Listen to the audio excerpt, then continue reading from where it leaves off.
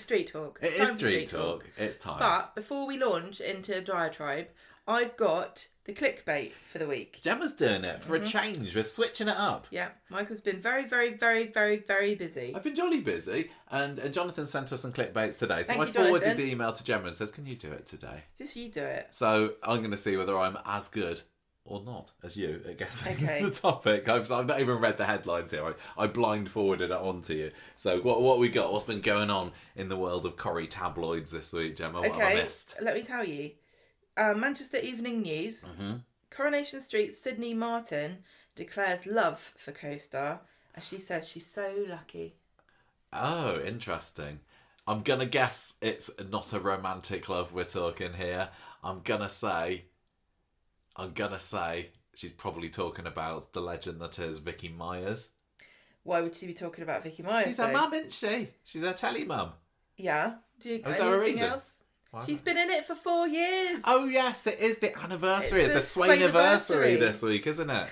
It's proper celebrations for the 5th. That's Swainiversary. So see you this time next year. It's a shame it doesn't coincide with VE Day. Yes. Well, you couldn't. There's too much to celebrate all in one day. You'd pass out with excitement. You would. Yeah. I mean, the bunting goes up and stays up, doesn't it? Right. It does. Right. Next.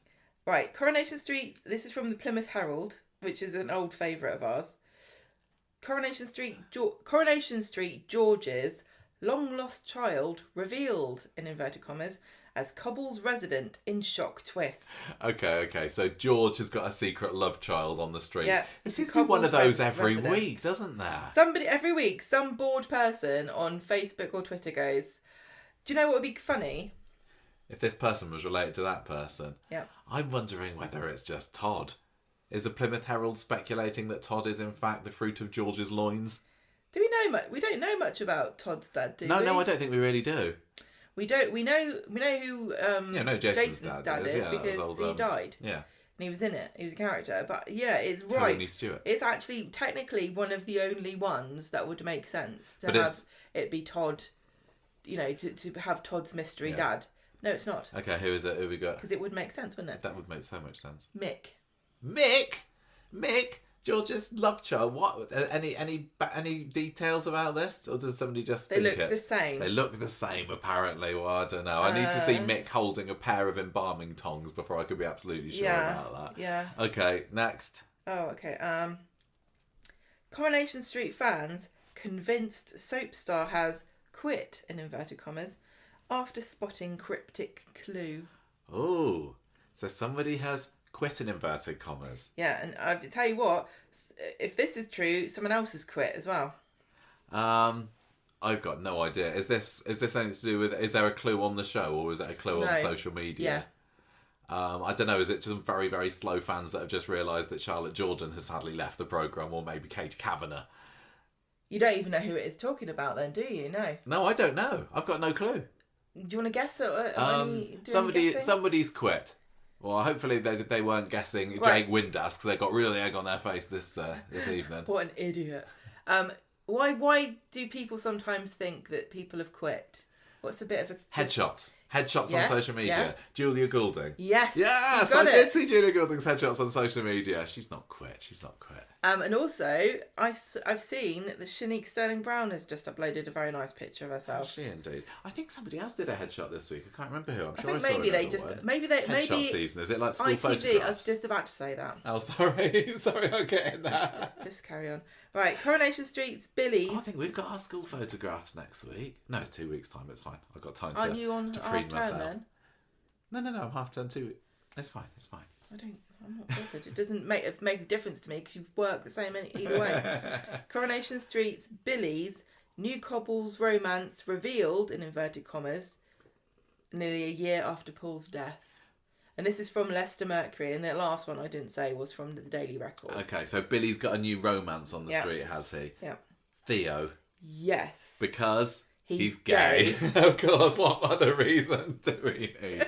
Oh, that was funny. You don't even need them. You don't even need that reason. No. Anyone can be a target for the bored Twitterati. I don't think we've seen the end of Theo and Todd.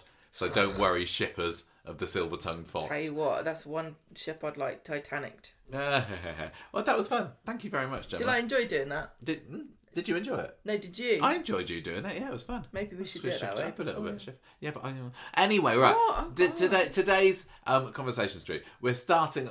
It's mostly number 11 stuff, isn't it? I put the Todd story along with the Julie story as well because they do intermingle somewhat. I called the Julie story Julie Completed. Do you get that? Like Julie, like I've duly completed that. Yeah, exactly. I have duly completed something. DULY. Julie completed. She's completed her time on the street. No, maybe. I wasn't feeling too inspired, I'm going to say. I quite like this one, though. The story about Laila going off to America with James. Lay off. Yeah, that's good, isn't it? Lay off. That's a thing.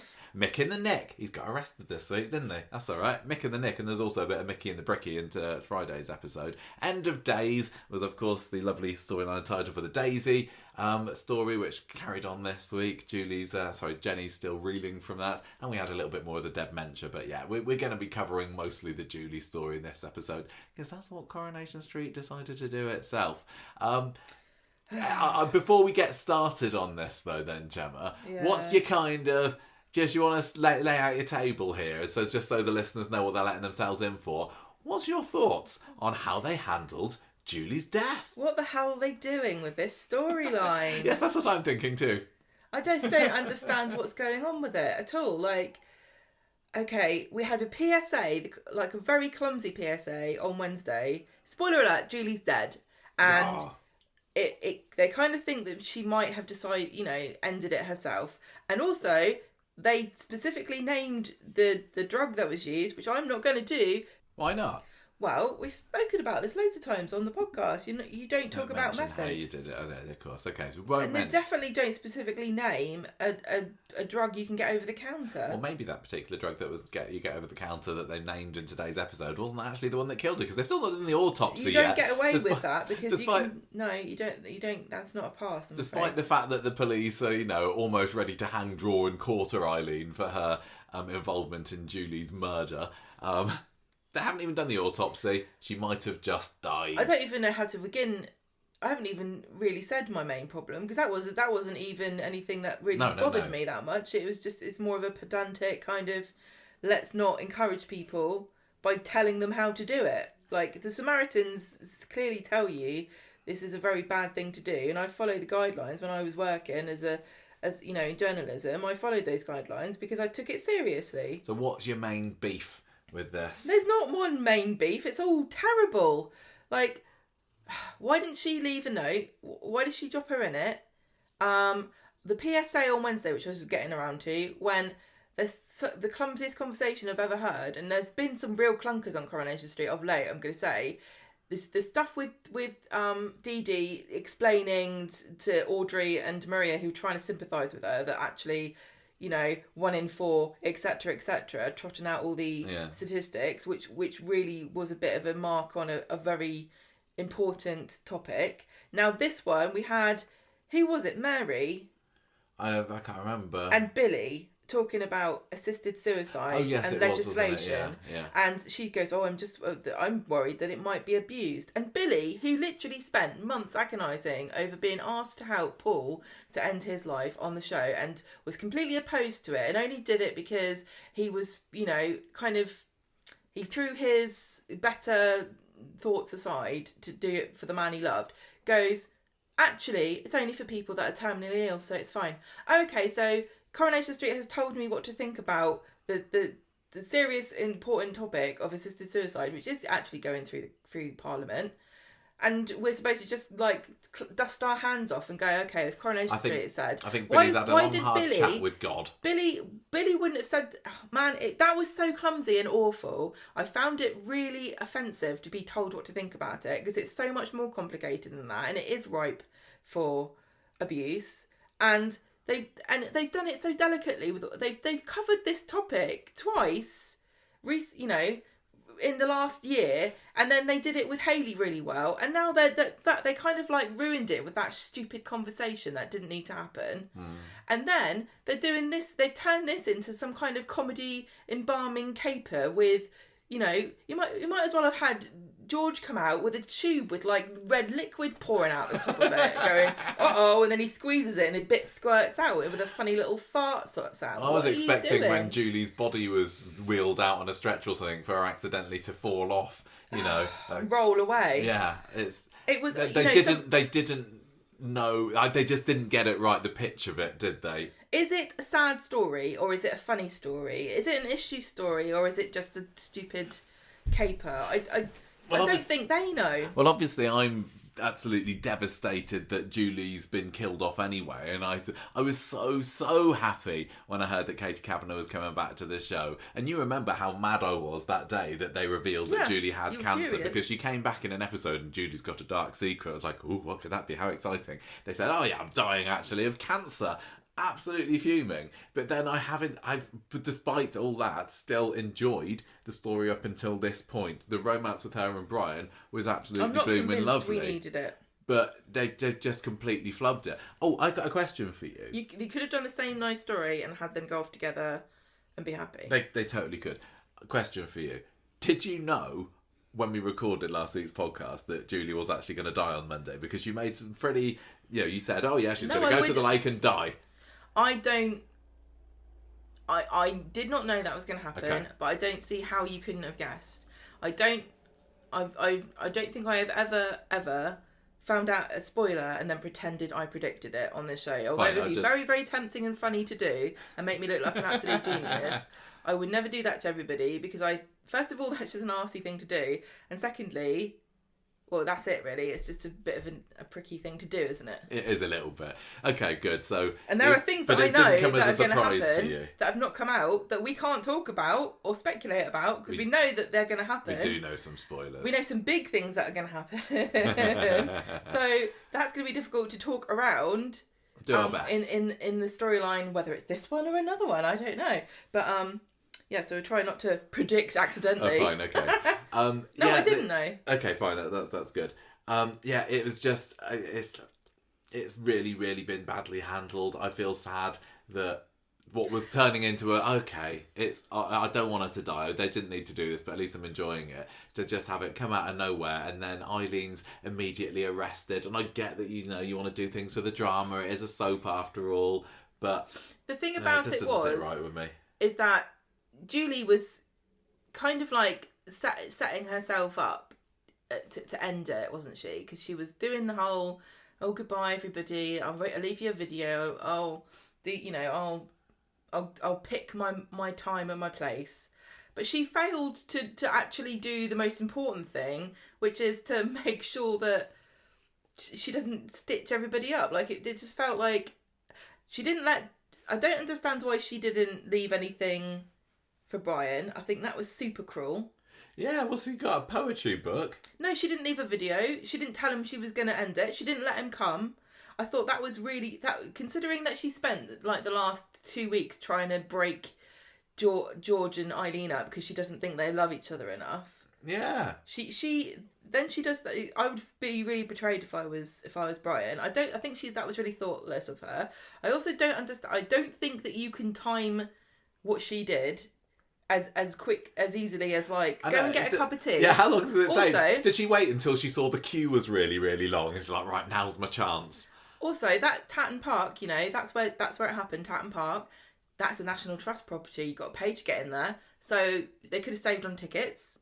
Well, she was probably milked her illness to get in, didn't she? She was practising when she had a free drink last week. Also, do you know how much it cost to buy a cup of tea there? She didn't have to buy 2 cups, did she? You've wasted money.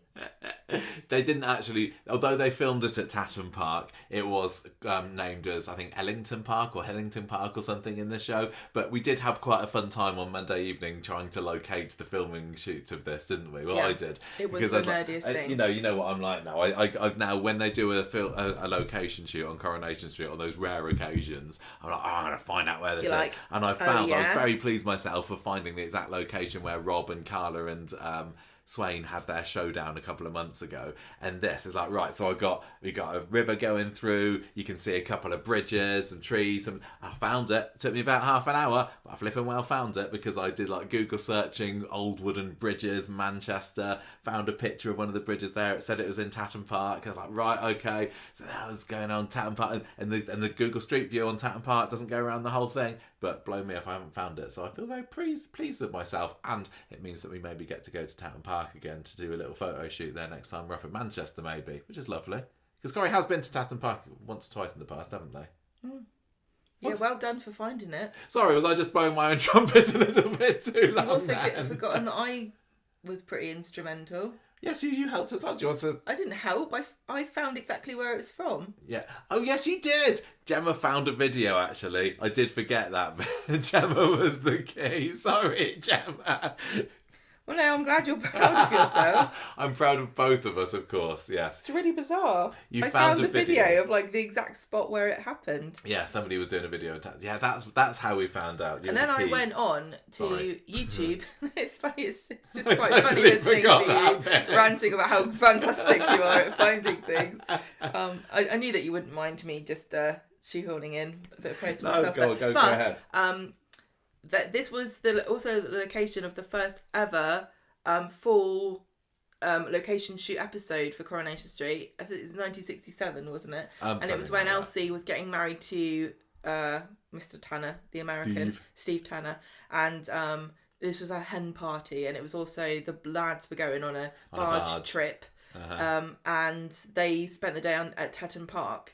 And because I knew that they went to the Japanese gardens. Yeah, there's a scene of Elsie going across a bridge to the Japanese gardens. So I watched that wasn't episode. The same bridge. I was like, where's this bloody bridge? How exciting would it be if Julie died in sight of Elsie's bridge? That would have been awesome, especially because they're related, aren't they? Elsie Tanner and Eileen and Julie. So they've both been in the vicinity, but they were it was very close, but it wasn't the same spot where I don't know Phoenix how close stood. They actually were. And I was going on the National Trust app, as we said before, don't get jealous, we are members. Anyone can access this app though. And I was downloading like the maps and things to like find the bloody location of this sodden bridge. Tell you what, I think we're going to get some beef from the English Heritage members here. We're going to set up some kind of rivalry with them. Well, my dad refuses to join National Trust, and I had to pretend for a while that we didn't have membership. You had to pretend to your dad that we weren't in the National Trust. Well, I didn't advertise it because he's ideologically opposed to them because they allow fox hunting. Really? On their lands, and I'm like, I don't agree with fox hunting, but I can't live my life like that. You can't turn your nose. You can't turn down the offer of a free trip around a castle, can you? I eat Kit Kats. I can't pretend to be moral. What's wrong with a Kit Kat? Nestle, evil. Oh yeah, of course, yeah. Anyway, so shall we? We're quite a way into street talk at this point. People know what we're going to say, but should we give a little bit of a rundown of what was going on? I'm going to interject. You can do this, but I'm going to interject because interject away. They really messed this up. I'm sorry. They messed this up. And the other thing I'm saying, Monday was okay. It was nice. Yeah, Mondays wasn't too bad. But it wasn't like a knock it out of the park justification for all of the misery that they put us through. I went into Monday's episode and I did know that she was going to die in that one. I didn't know how it was going to happen. I didn't know whether it was going to happen, at the lake, or whether she was going to come back home after a lovely day and then be dead at the end of it, a bit like Vera when she went to Blackpool. And so when Eileen found her, I was just surprisingly unmoved by it. I'm sorry to say. I don't really know why. I'm sorry to say I felt the same. Katie and Sue are fab actresses, so it wasn't to do with that. I don't know Katie's acting at being dead, excellent. A brilliant line. She looked dead. But I was kind of, it's maybe because it came out of nowhere. I wonder whether, because there was clearly, looking back, there were clues, I guess you could say, that Julie was planning to end it there. I mean, yeah. But I definitely didn't know that there was going to be any of this suicide suspicion. When she said, go and get me a cup of tea, I was like, she's going to die. Yeah, I thought that, but I didn't realise, like I said, that she had arranged it. No, I didn't know that. For lack of a better term. So when Eileen found her, and then she sat down next to her and had a bit of a lip wobble and a cry, and she did a good job. But I was, maybe it was just because I was taken so off guard in a way by it. No, I just was unmoved. I love the character. Love Julie, and I think, unfortunately, I when I found out she was gonna die, I kind of went, oh. Did you emotionally disconnect? But the thing is about it, I really found Paul's death really sad and kind of traumatic, to use a bit of a hyperbole. Mm-hmm. But I think it's just because there's so many people have died or left in Coronation Street. It's like, oh yeah, get on the bus then. Yeah, tell you what they should have done, Gemma. Maybe, you like Paul's death. Did Julie's death need a bit of a musical montage really done up to it? No, they needed Coronation Street has made us think that is the only way now that somebody can die if there's some tragic over-editing. But she just was foaming at the mouth and people... Oh, the paramedics did come and they were like, nah. DNR. Yeah. Anyway, sorry, we will get on to I don't think this is an uncommon reaction though. I don't think a lot... I have seen people saying it didn't feel to me like a big tragic. No. And I know she did all those. There was a bit of background music at the beginning when she's in Victoria Gardens and she's recording her videos. Even that, I think it's because she's being a bit of a lunatic with her insistence that she's the love queen and that Todd and Theo are made for each other and George and Eileen are not, and she and Brian are love's incredible dream, but she didn't leave a video for him and she didn't let him come with her. So she's a bit... She's like the trolls off of Frozen, isn't she? The love, don't know what you're doing. You don't know what you're talking about. Well, she's leaving this message on Monday's episode, isn't she? Which is basically it's just about love, and some people know what it is, and some people don't, and it's just kind of a very heavy hint. Like Brian knows what love is. George does not love Eileen. Don't give up if you haven't found the right person yet. Then we see Todd.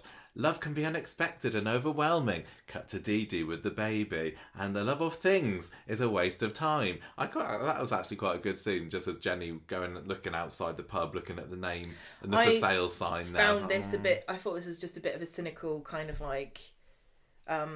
Was it a BAFTA bait? It didn't feel like they were... I think that's a bit mean to say that it's BAFTA bait, but it did feel a bit like... Put this in the show reel of the year. Like, no, it wasn't. It just felt it felt cynical, and I don't really know why. I think it's because it's been overdone. I think it was actually quite good. You know, in the British Soap Awards, when they do here's what you've missed in the soaps, or here's what we love in the soaps this year, and then they have the funny bit, and they have the action bit, and they have the kind of the sad bit. And I can imagine this monologue with loads of different clips from other soaps on now. Well, yeah, and still a month away. This is going to save somebody some time putting together the montage, because it's a montage of it in itself. It's done it for them, hasn't it? Yeah. Anyway, she says, "I've loved and I was loved. Job done," and has a big sad sigh. And then Eileen comes along with some humbugs, and then they go off on their way. Do you know what I want? What's that? Those cubes, those cube sweets that are pineapple flavoured. Yeah, pineapple. You said chunks. humbugs. Yeah, no, but Eileen gave her humbugs. Yeah. I want the pineapple cubes. Yeah, okay. Why are you saying yeah? I want some. Where are they then? I don't know. You can't have any pear drops. Tell you what, pear drops make me cough. Do they? They taste like They make the top of my mouth. Remover. They make the top of my mouth. I like taste them. Funny. Tell you what, Jenny's going to know all about that soon, isn't she? And a new career at the cabin. She's going to be dishing up the aniseed balls. Cubes. Yeah. Pips. Yeah, all Core of it's got a lot please, to learn. Jenny. Yeah. Right, so you got George as well and Glenda wanting to do something special for Eileen tonight because he's realised that he's in a bit of a dodgy situation with her and he needs to make it up with her with a tea light. So that's kind of showing that he's not particularly willing to push the boat out too much. Well, he's just dropped himself in it again, isn't he, by being a stupid dick?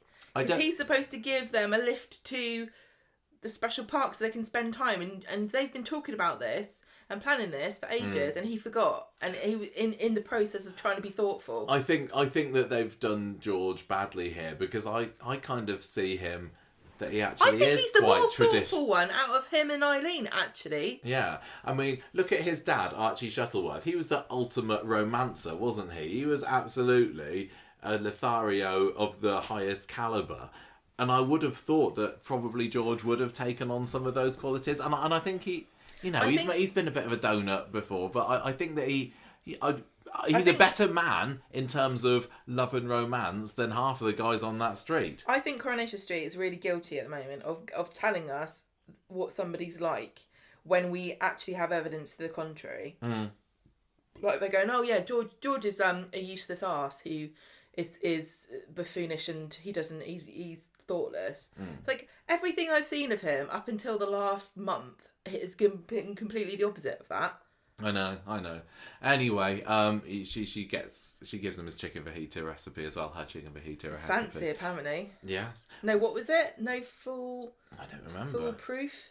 I don't know. You're the one that listens to all the food stuff. I'm sure it's just a packet. Back at number 11, Julie is putting on a makeup. Todd comes in and says that Danielle's rung him. You know, Danielle, wife of Theo. Theo's gone missing, apparently. Oh, tragedy. He's got no idea where he is. And Julie's like, don't worry, just forget about him. Because the last time we saw Theo, he was telling Todd, he's kind of roughing him up a bit in Victoria Street, wasn't he? And saying, I don't want anything to do with you anymore. Oh, and yeah. she's like, Julie, don't worry, you'll find Mr. Right one day. You're not right together. Yeah. So I did say the wrong thing. I thought she was trying to encourage them. No. She had encouraged them before. I think, she had done, but I think she's kind of said... She's not that stupid. Oh, well, you're a catch, Todd. Anyway, she says, right, we're going to the lake today. But it seems like, as you said, George has forgotten that he's supposed to be chauffeuring them there. Eileen's not impressed. See Theo later, the Theo who is missing of all of one scene. He's walking down Victoria Street, somewhat on the tipsy side, gets himself into a scrap with Mick. I don't really remember what started that, but Mick doesn't really need an excuse to beat somebody up, so it probably doesn't matter, I'm going to say. More on that later. Tim brings a cab round to number 11. Brian brings her along some flowers for Julie, and this is Julie and Brian's last scene together. And she knew that she was going to do this, and I find this very... Yeah, she said she gives him a big hug, tells him that she loves him, but again, it doesn't feel like... It's not that this is the wrong thing to do. That's not what I'm saying, because I know that this is... Depends on what kind of a person you are. But everything that Julie had done up till this point, and all the things she said about Brian... This doesn't make a whole lot of sense. And it kind of makes me think they didn't have the budget to bring more than 2 actors to the location shoot.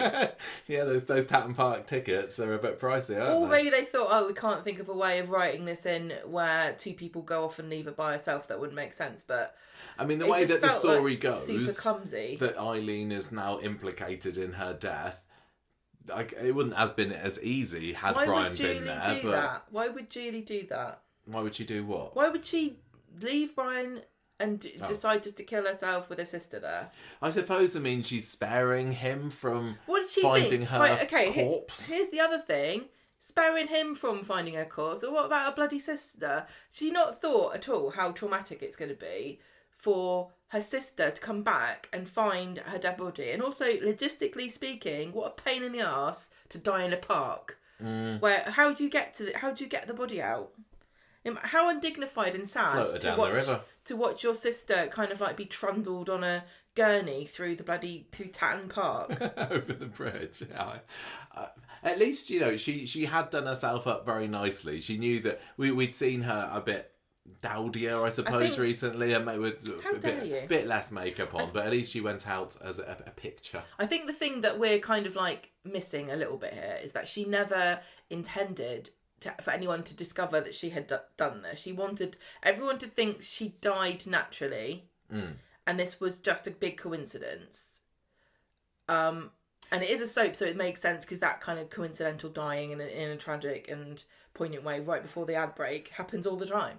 But the not leaving a note or a video for Brian and not letting him be with her when she died still makes no sense to me given her character. Yeah, and the fact that she recorded those videos beforehand, it does raise eyebrows, doesn't it? And it doesn't get Eileen out of it either, because she's supposed to be implicated in helping her to do it. Not that she did it, not she murdered her. Yeah. But the fact that these videos prove that there might have been an intention to take her life. And I don't know how these things work, but would she have got an autopsy and been checked anyway? I don't think they really do that. I think that there's just not any reason to do an autopsy on somebody who has got a terminal illness. Yeah. I just don't think they do. I wonder whether any of the winces that Julie's been doing over the past few weeks has just been putting it on to make it feel like she was closer to it. How long has she had this plan? That's what I wonder. It's really weird. It does feel a bit like Corrie's really pushing hard for, like, we must have assisted dying. I know. But the thing about it is, I don't want to get into a debate about it, obviously, because it's not, although Corrie keeps pushing us to it. I kind of think, like, we've had stories about character. Oh, wow, I'm not going to go on about it. I just think that it feels like Corrie's really presenting us with a super simplistic and one-sided view of what terminal, what this assisted dying is. And I've just heard so many true life stories about real people and what terrible things have happened to them. Oh yeah, I know. I wonder, so going back to when and how long she's known, because they were supposed to go on that trip a couple of weeks ago, weren't they? Has she been thinking about this all that time? Would she have done it then? So it was a massive trip. Yeah. Are these final few weeks like a little bit of extra bonus that she's given herself? And actually, they have been the best 2 weeks, because it's since then that she's been with Brian romantically. Isn't it interesting also, because this is kind of a bit what Paul was saying about when he wanted to end it, like saying today was a great day, I don't want to miss any more of those. Yeah, when the quads turned up, think of all these wonderful things I would have missed had I gone through with my original plan. And Julie's maybe experienced that. Otherwise, maybe she, or did she? I think it was Eileen that suggested that they go on this trip on Monday, wasn't it? And was that forcing Julie's hand, as it were? She knows at any point she can change her mind, right? So when she gets into the car, she gives Brian a big kiss and a hug, and he gives her flowers and everything. And then Tim says, where do you want taking? And this is when she says, well, that's a $64,000 question. Because she is still kind of thinking, do I stay or do I go? Like, is this the right time? Yeah. Meanwhile, back on Victoria Street, the fight between Mick and Theo is still going strong. Well, the beating, should I say. Ed, Ronnie, Billy turn up to break things up, and Ronnie gets his muscles Ronnie. out, doesn't he? I like Ronnie. He's squaring up to him. Come on then, Mick, you little slimy git. Are you bursting out your top? No, I am. I spend all day in the gym. Yeah. I've got nothing else to do. I've been on this show for 4 or 5 years. I've had nothing to do up until this year, so that's where these have come from, baby. Yeah, exactly. If you stay on the show long enough, you'll get guns like these, because they won't use you. So Billy, it's very handy that he happens to be there, because he's been done bugger all this year, hasn't he? And he just so happens to be there. You can say that about almost everybody on the show. There's there's like 10 characters that have done everything. We had Summer this week, didn't we, as well? She used that, oh look, there's Summer. I know, I was like, I forgot. I was literally thinking about her, like the day before she appeared. I was like, it's so stupid how many, all the people that haven't been in it this year. And then she was like, oh, you rang. Anyway, Billy takes Theo by the hand and walks him off. I can't remember whether Billy knew who Theo was at that point, probably. Anyway, location shoot, everybody. Tatton Park, Julie, Eileen, by the side of the lake. Lovely. Fake daffodils, because this was filmed in February. When we were watching this, I was like aghast at this. And I thought that was going to be my main complaint about this week. Was the daffodils were clearly fake. There was at one point there was an enormous close up of them right in the centre of the screen, and you can see the little bulbous part where they attached one bit to another. Could you see the seams? Yes, and I don't know if I know the props department worked really hard, but you do know that a flower doesn't grow just from a single stem in the middle of a lawn, right? That's not how it works. They did somewhat look staked. And I wasn't the only person who was distracted by the awfulness of the placement of these really fake, awful. Why don't we invest in some really good looking fake flowers, Corrie? Because you're going to do this every bloody year. Well, they did it last year. This time last year, there were different yellow flowers being put out on the location shoot. Fake yellow roses for poor little Rose, the dead baby.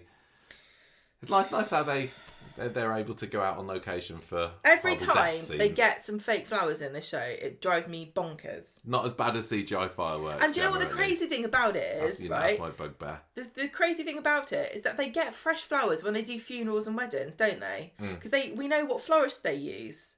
Because we went there and talked to them about it. Yeah. They use for flowers you don't ever see because they're behind the glass inside the funeral hearse. You never see them close up. Why are we spending money on bloody fresh? Is it because somebody who works in the production team's got like a fetish for real funeral wreaths or something, and they take them home at the end of the thing and stick it on their kitchen Gemma, table? we do have a gravestone of Stan Ogden in our garden, so yeah, we'll give it to us then. We've been so mean, and people. I'm not being. I've been so nice about Corrie. I try my best to find the good bits, and this week I've just decided. This week, no. I'm giving myself the week off. It's post Daisy Coronation Street, isn't it? I tell you. Look, so Julie I don't have says, to be nice about everything all the time. I know that there are people out there that think we're too nice and we're toadies and sycophants because we don't rip into every single thing that ever happens. But we're not. No. We criticise things. This week deserves some criticism, I'm afraid. And the thing is also, it's also judged on how much you wanted it to go well. I really, really wanted this to go well because Julie's an important character and I like Eileen and blah, blah, blah. But it felt very flat. It does, it comes off the back of last Friday's episode as well, which was superb. Gemma has rewatched Daisy's exit scene. Like Gemma likes it now. There we go. I told you I got her in there. So anyway, look. Julie's talking about Brian and how he's her 3 sugars and plenty of milk, which is just how she likes her tea, by the way. Eileen, can you go and get me a cup of it, please? They talk about they reminisce about this and that. Julie talks about how things might have been different if she had ended up pregnant that one time, but in fact that was. Did she have an ectopic pregnancy? Is that right? Do you remember that? No. Something happened where Julie couldn't have a baby anymore, so she had that other tragedy in her life. And then she's like, Eileen, you're pretty great too. Go and get me a cup of tea, will you? The other thing I didn't find convincing about this was that 2 middle-aged women who are older than I am would be rolling around on the floor in their coats. It's incredibly uncomfortable when you get to this age to be rolling around on the cold floor. I don't think that if I was terminally ill with cancer, I'd be rolling around. Sue Cleaver's been in the jungle, Gemma. She can do anything. She's an action woman. Eileen is not a floor dweller, is she? No, not by choice anyway. She did slip on that. What was wrong with a lovely bench? It just looked really unnatural. There was a point where Eileen was kind of like lying on her stomach with her. Somebody had their legs and then they were swinging their legs up and down, and she was kind of like looking at her, like with her hand on her chin and stuff. It's like that. Women of that age. It just looked really unnatural, and maybe it's a very broad stereotyping. I think it was partly because it was jolly cold. Lots of women who are more than happy to roll around on the floor at any age, fine. But do you guys not think that Eileen would not be one of them? Eileen looks like the kind of person who wouldn't even go to a park. I know. Maybe, her trip to Thailand to see Jason recently has helped her get in touch with nature or something. She's probably lolling about in the beach all the time there. I know I'm just nitpicking now, but this is where I'm at with this. Anyway, Eileen goes off to get the tea. Julie says, thanks, I couldn't have wished for a better sister. Final words. Eileen heads off. Back at number 11, meanwhile, you got George trying to contact Eileen, but is going straight to answer phone. He texts Julie to get Eileen to ring him, but Julie's phone's been left on the side. People are always leaving their phones around in Weatherfield, aren't they? Come on, guys. Goes over to it and finds another video message from her, which is also very coincidental, isn't it? He picks up the phone because it was ringing. It just so happens to have been in the room. He just so happens to find it, and he just so happens to look at the place where her videos are stored. Yeah, I know. I don't understand how he. He's a massive snooper. You can't just accidentally find a video on somebody's phone. Like that. I wonder, does nitpick. When the corpses come into the undertakers, if they've still got that, do that root around in their pockets, go, left the mobile phone in here. Let's have a look at what's on the photo reel. I thought I heard it ringing. Sorry. Yeah. Anyway, because it was unlocked as well. Clearly, no password on Julie's phone. Well, this video that he finds is the one to Eileen saying, "Get rid of George." How heartless! When he found this, I was expecting him to delete it. Yes, I did think that as well. I did. Well, I mean, it's kind of noble and nice of him that he didn't, but that would have been a good reason for them to have broken up, because I think that's where this is going. Oh, it seems that way for sure. I mean, she was threw a glass at him at the end of today's episode or something, didn't she? If he had deleted that, not realising that she was dead, and then Eileen would have found out that he deleted that final message of her dead sister to her, that would have been a bit of a justifiable reason to be a bit knocked. True, but I'm also going to say George doesn't strike me as the sort of person who would go into the recently deleted folder and permanently delete, so it probably would have been recovered, it would have been all right. Okay. Eileen get back to the lakeside, she's jabbering away, finds Julie laying there, unresponsive, dead. Good job it's not half term at Tam Park, innit?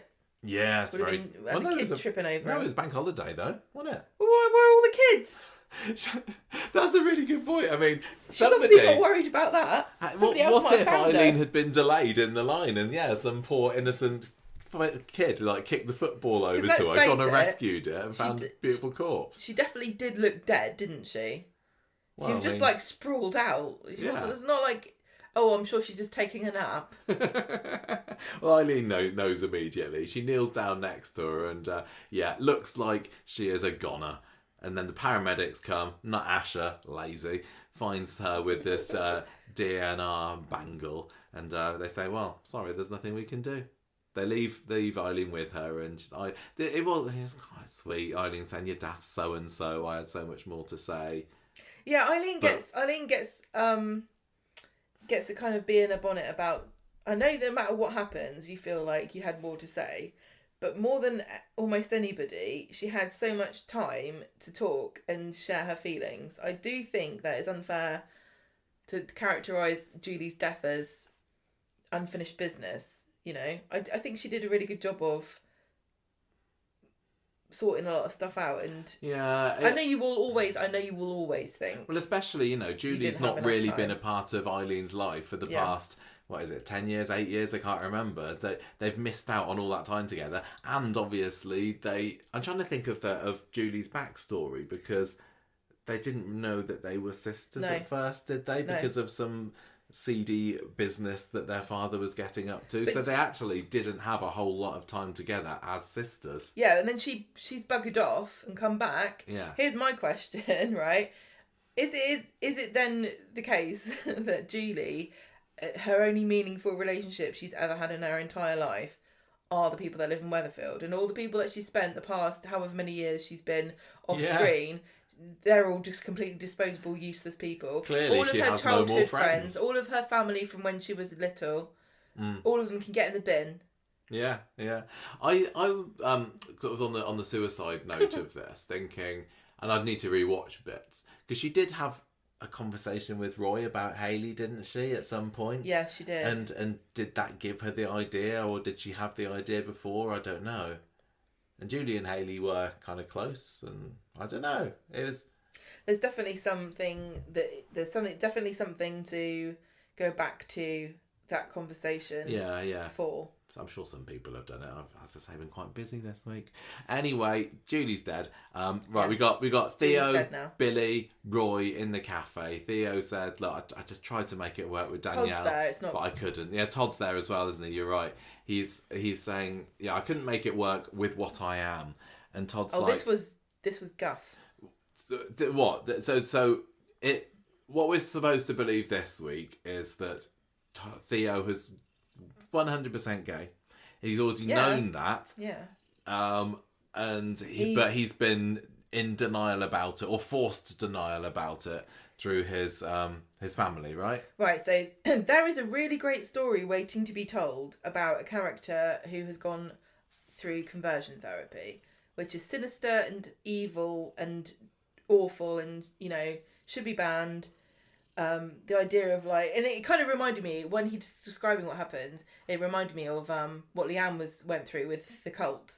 Just screaming at you to try to break you down and try to convince you that you're straight. I don't know how that works, but it obviously didn't. I might be very head in the sand about this, but I didn't think that was so much of a thing in this country. When I think conversion therapy, I think America and sending kids off to camp. It definitely happens. Does it happen here? It also reminds me of that South Park episode where they send Butters to conversion therapy and it's like, "You're confused." He's like, "Yeah, I'm very confused." Oh, I do. Okay, all right. But this story is not that story.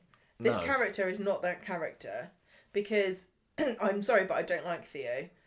I feel bad for him that this happened to him, and that's where it ends for me. I don't feel like this backstory is a convincing reason to explain his infidelity. But it does make me wonder, are they going to delve into it much more? Or are they saying, it was conversion therapy? That means I can do whatever I want. I can cheat on my wife and ditch my kids.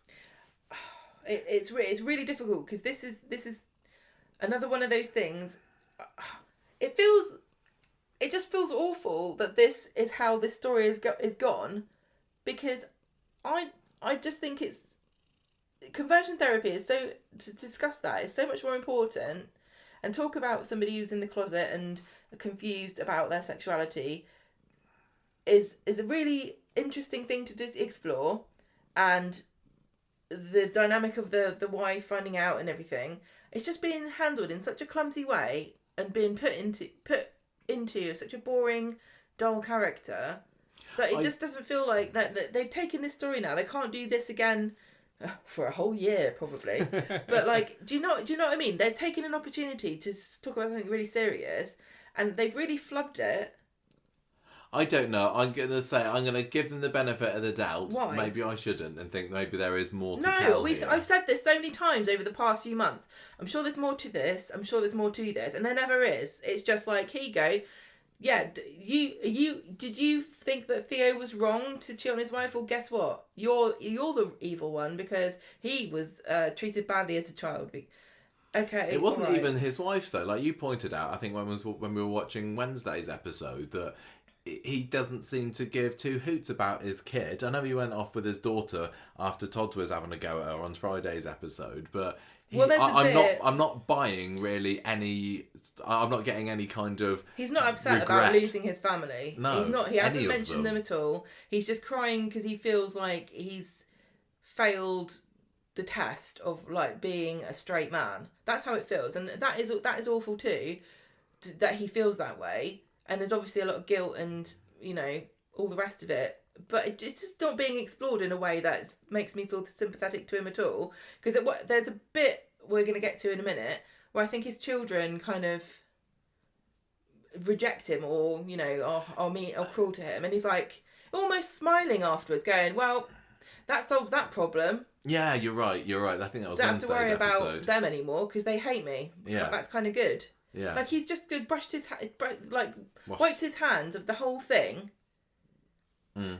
It just feels really callous. Yeah. It's not their fault that he's gay. No, totally. Those are the ones that I feel most sorry for. And actually, I think I feel most sorry for the boy, who I don't think has got a single line in this yet. But the girl Millie, I think that the girl that played Millie is really, really good actress. I'm loving her, and I don't know whether we're going to get a whole lot of her. But I do feel dreadful that she's been put through this, not just because, any time to have your dad ripped away from you is going to be terrible for an awful lot of children. But to have him not really care, seemingly, I'm not surprised that she's going around throwing paint at hearses. It's really difficult too, because she's 15, and so he's partly responsible for her, for raising her along with Danielle, and he's obviously out of this sense of self-loathing, installed in her this kind of bigotry about homosexuality being wrong. Yeah. And I'm sure that we're going to be told to hate the children as well as the wife. I really hope at some not. Point. It doesn't feel at the moment that they're going down that route, because you can see that Millie was really hurting in Friday's episode. I think they're trying to elicit sympathy there, and yeah, it worked for me. But I also do think that this is Corrie's way of, like you said, saying, don't worry about the cheating. You are going to love Theo and Todd as a couple. They're made for each other. Yeah. But I did think that at the beginning. Instead of being an issue storyline, it just feels like a manipulative backstory to try to make us feel... Why did they do it this way? I don't understand why they did it this way. They could have just had Theo and Todd fall in love like a normal couple would, like normal two people, and him realise he's gay or discover his repressed feelings. Instead, they kind of keep throwing things at this story to try to make you feel bad about Theo. But the backstory that they've given us is that he told Todd he wasn't gay, said it was gross, was on a dating site, wasn't trying to hide his face or anything. He just there, cruising for guys online. Who knows how many dates he's had before? Why did they put that bit in? I'm just baffled by this. It just undermines the entire story. He's not a sad little victim. He was like cheating actively on his wife, and then now he's telling this story about how it's only because of Todd that he's realising his true potential.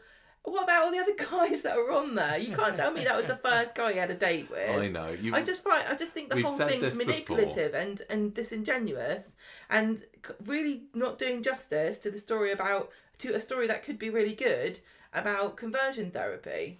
I don't mind it as much as you, and I think I probably will. If Corrie wants us to, I think I probably will end up liking Theo and Todd. I find him so boring. I don't. It doesn't feel good the way that they've brought him in like this. I feel bad that Danielle's been villainised a little. I did do like a little poll on Twitter do you feel sorry for him? Yeah, do you feel sorry for Theo? And it's 50-50 on whether people... nearly. It was 58%, 59% said... 49% said that they don't feel sorry for him. Or is it that they do? I think it's pretty close, so close it doesn't matter. Yeah. So it seems like it's won a good proportion of the fans over. No, not really. I think that's pretty bad. Well, 50-50. I would have said that more people beforehand would have not forgiven Theo at all. And I think that this new... 49% felt sorry, 51% did not feel sorry. There we go. Anyway, so back to the Julie drama. George and Eileen are at the Undertaker's. Julia's in the back in the chapel arrest. Eileen's obviously heartbroken about this. Came completely out of nowhere. She knew that Julia was on her way out, but she didn't realise it would happen quite so fast. She thought she'd go into a hospice and so on and so forth. Thought they'd have more time together, basically. And George kind of starts to say, oh, maybe it was a blessing. She was with the person that she loved. And I thought that Eileen would take hold of that and use it against him and say, what do you mean? Maybe you're saying it's a blessing that my sister's dead. But they didn't go down that route. She's just gutted that she didn't get a proper chance to say goodbye. So Theo's telling everyone about his conversion therapy later, and it seems pretty clear that he hasn't got anywhere to go. He spent the last few days living in his van. So Todd says, come along and live at number 11. Without asking, there's... Oh, no, he doesn't... Todd doesn't know that Julie's dead at this point, does he? No, but he knows she's got a terminal illness. Yes, come and live with my terminally ill aunt. I'm sure nothing's going to go wrong here. Who also doesn't like you. We need a big, strong man like you to carry the coffin when she shuffles off her mortal coil. She already told him to steer clear of this guy. Yeah, she did earlier on the episode. I don't even like people coming round for lunch. Let alone living in my house when I'm dying of cancer. Right. Todd at this point looks at his phone and sees a lot of missed messages, so he thinks that something must be up and heads back. Over at number 11, Eileen and George are still coming to terms with everything that's gone on. And as are we at this point. What's going on here then? George pretends to find Julie's phone and goes, oh, look, there's some sort of video on this. Again, how does he get into it? No, amazing. Not. I don't know. He hands it to Eileen, who can tell he's up to something shifty. And he's like, okay, look, this is what happened, right? I found it. Found a couple of videos. Wasn't sure I wanted you to see them either. Well, not one of them anyway. So George is watching Eileen watch the videos later on in the episode, and Eileen's just sobbing away, heartbroken by what she's seeing here. George is saying that I'm really sorry I didn't tell you earlier. I just got scared. And I think fair play to George there. Like you said, lots of people might have deleted that video. Well, that's what she says. But yeah, this shows that he has still got strength of character here. Good on you, George. Extra point for you there. And he says, look, she says, look, I'm just glad that I know that Julie wanted what was best for me. Then they realise that they need to start telling people. Brian, Todd. Fortunately, Todd comes in and realises from the look on Eileen's face what's happened. So that's one news that they don't need to break. Todd's like, oh no, I'm going to ask about my boyfriend. Brian was sad, but again, I wasn't feeling as sad about Julie's death as I think I should have been. No, I was unmoved. Brian finding out kind of got there. I mean, the folk at the bar can tell from George's expression what's happened. And George is trying to tell them that the ladies had a lovely time at the lake, but Brian is obviously gutted about this. He's like, I should have been there, should have been holding her hand. Everyone rallies around See, him. that's such a horrible thing to rob him of if you're Julie and when you're a romantic. I want to know why she did it. Yeah, and that way. She didn't leave a message for Brian, no, did that's she? what I've been saying several times. She's just... Yeah, it's like, seems like she's cast him aside. He's the love of my life. Unless he's going to find one. Yeah. I don't know. Maybe she sent an email. Maybe. Who knows? Meanwhile, you got Eileen and Todd at the end of the episode watching the video from the very beginning of the episode. Todd seems to find it a little bit suspicious that both of the videos are made on the same day that she died. And then he jumps to the conclusion, and there is a lot of jumping to conclusions here, that maybe Julie did know that she was going to die. Hang on a minute. I think Julie took her own life today. And it was at that moment I was like, what are you doing, Coronation Street? Seriously, because I hadn't suspected up until this point that this was going to be a suicide story. I thought it was just a stupid Coronation Street. Of course she would die at the most dramatic moment. Yeah, exactly. When else? You know, it's tradition. But when Todd said this, I was like, oh, really? Oh, that just kind of makes it worse. And it's... I like you, grown to accept that we weren't going to have Julie around with us forever, but I didn't want it to go down this route. And from Wednesday onwards, it just took a real downward spiral. And Brian was absolutely dreadful on Wednesday. And I've been so up and down with Brian over the years, but I was really glad that they'd started to give him some serious, solid material with Julie. But Wednesday, I just didn't have any time for him because he jumped to the conclusion, with a bit of a hint, I suppose, that Eileen is responsible for Julie's death. And sorry, I do not buy that he would have leapt to that conclusion, so much so that he reported her to the police, you know? Right, okay. The first thing I thought when we found out that she killed herself, that she had been hoarding her own pain meds and that's why she was wincing all the time. So I thought that was a clever theory of mine, but it turned out that no, she just stole Eileen's pain meds from where she broke her rib or something, which I thought was a bit weird, because I'm sure you would be given enough pills to do what you wanted. I thought that she did have some of her own pills as well, Julie, because she had empty packets. Well, there's this conversation that happened about Eileen's medication versus Julie's. I don't really understand that. Secondly, I get why what's his face? Brian was upset because he felt robbed of this final moment. But if he stopped to think about it for 5 seconds, he would have realised that unless Eileen murdered Julie, Eileen helped Julie to end her life, and therefore it was what she wanted, and that if it was what Julie wanted, then she wouldn't want Eileen to go to prison for it. And this bloody-minded pursuit, and there was never a conversation. This is the thing. Sometimes Coronation Street characters do stuff like this, and all it would take is for a little conversation of somebody saying this or pointing this out, and the character saying, well, I don't care because...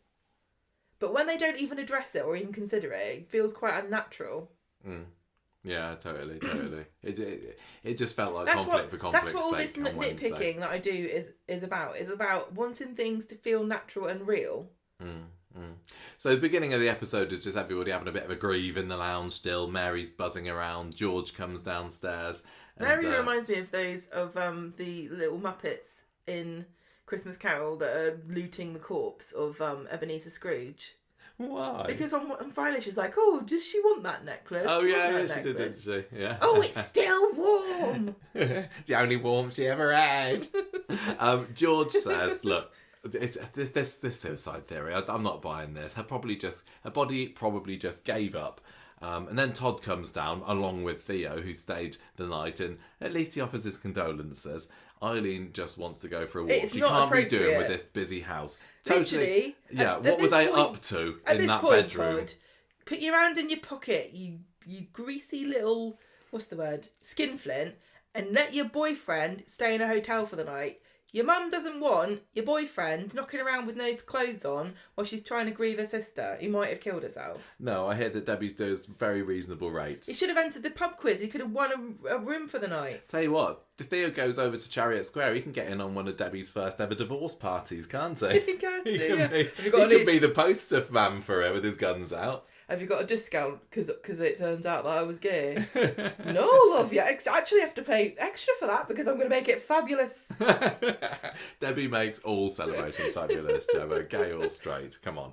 Eileen, yes, she says, I need to go for a walk. I can't be doing with all this here. George catches up with her and says, we need to talk about things.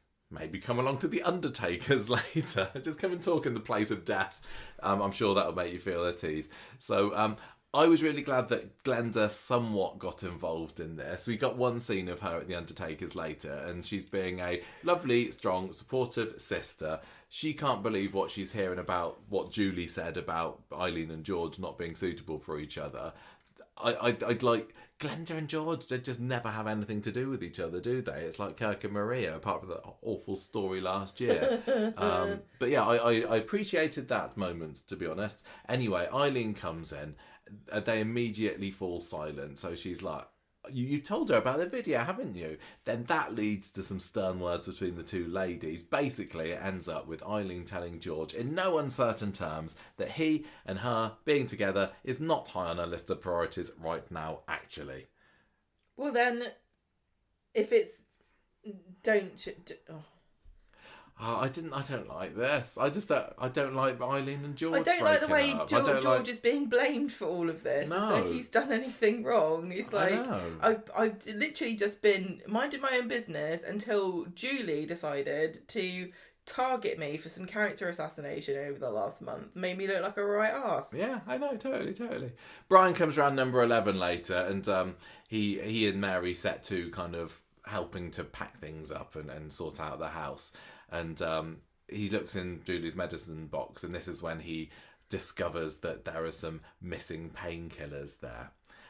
Brian, meanwhile, is over at the cafe with Roy and Billy, two of whom have also got experience in the ways of suicide and have had partners who have considered or even done it. He goes, he finds the missing meds, and then he goes to the cafe. Yeah, he goes over there, doesn't he? Yeah, sorry.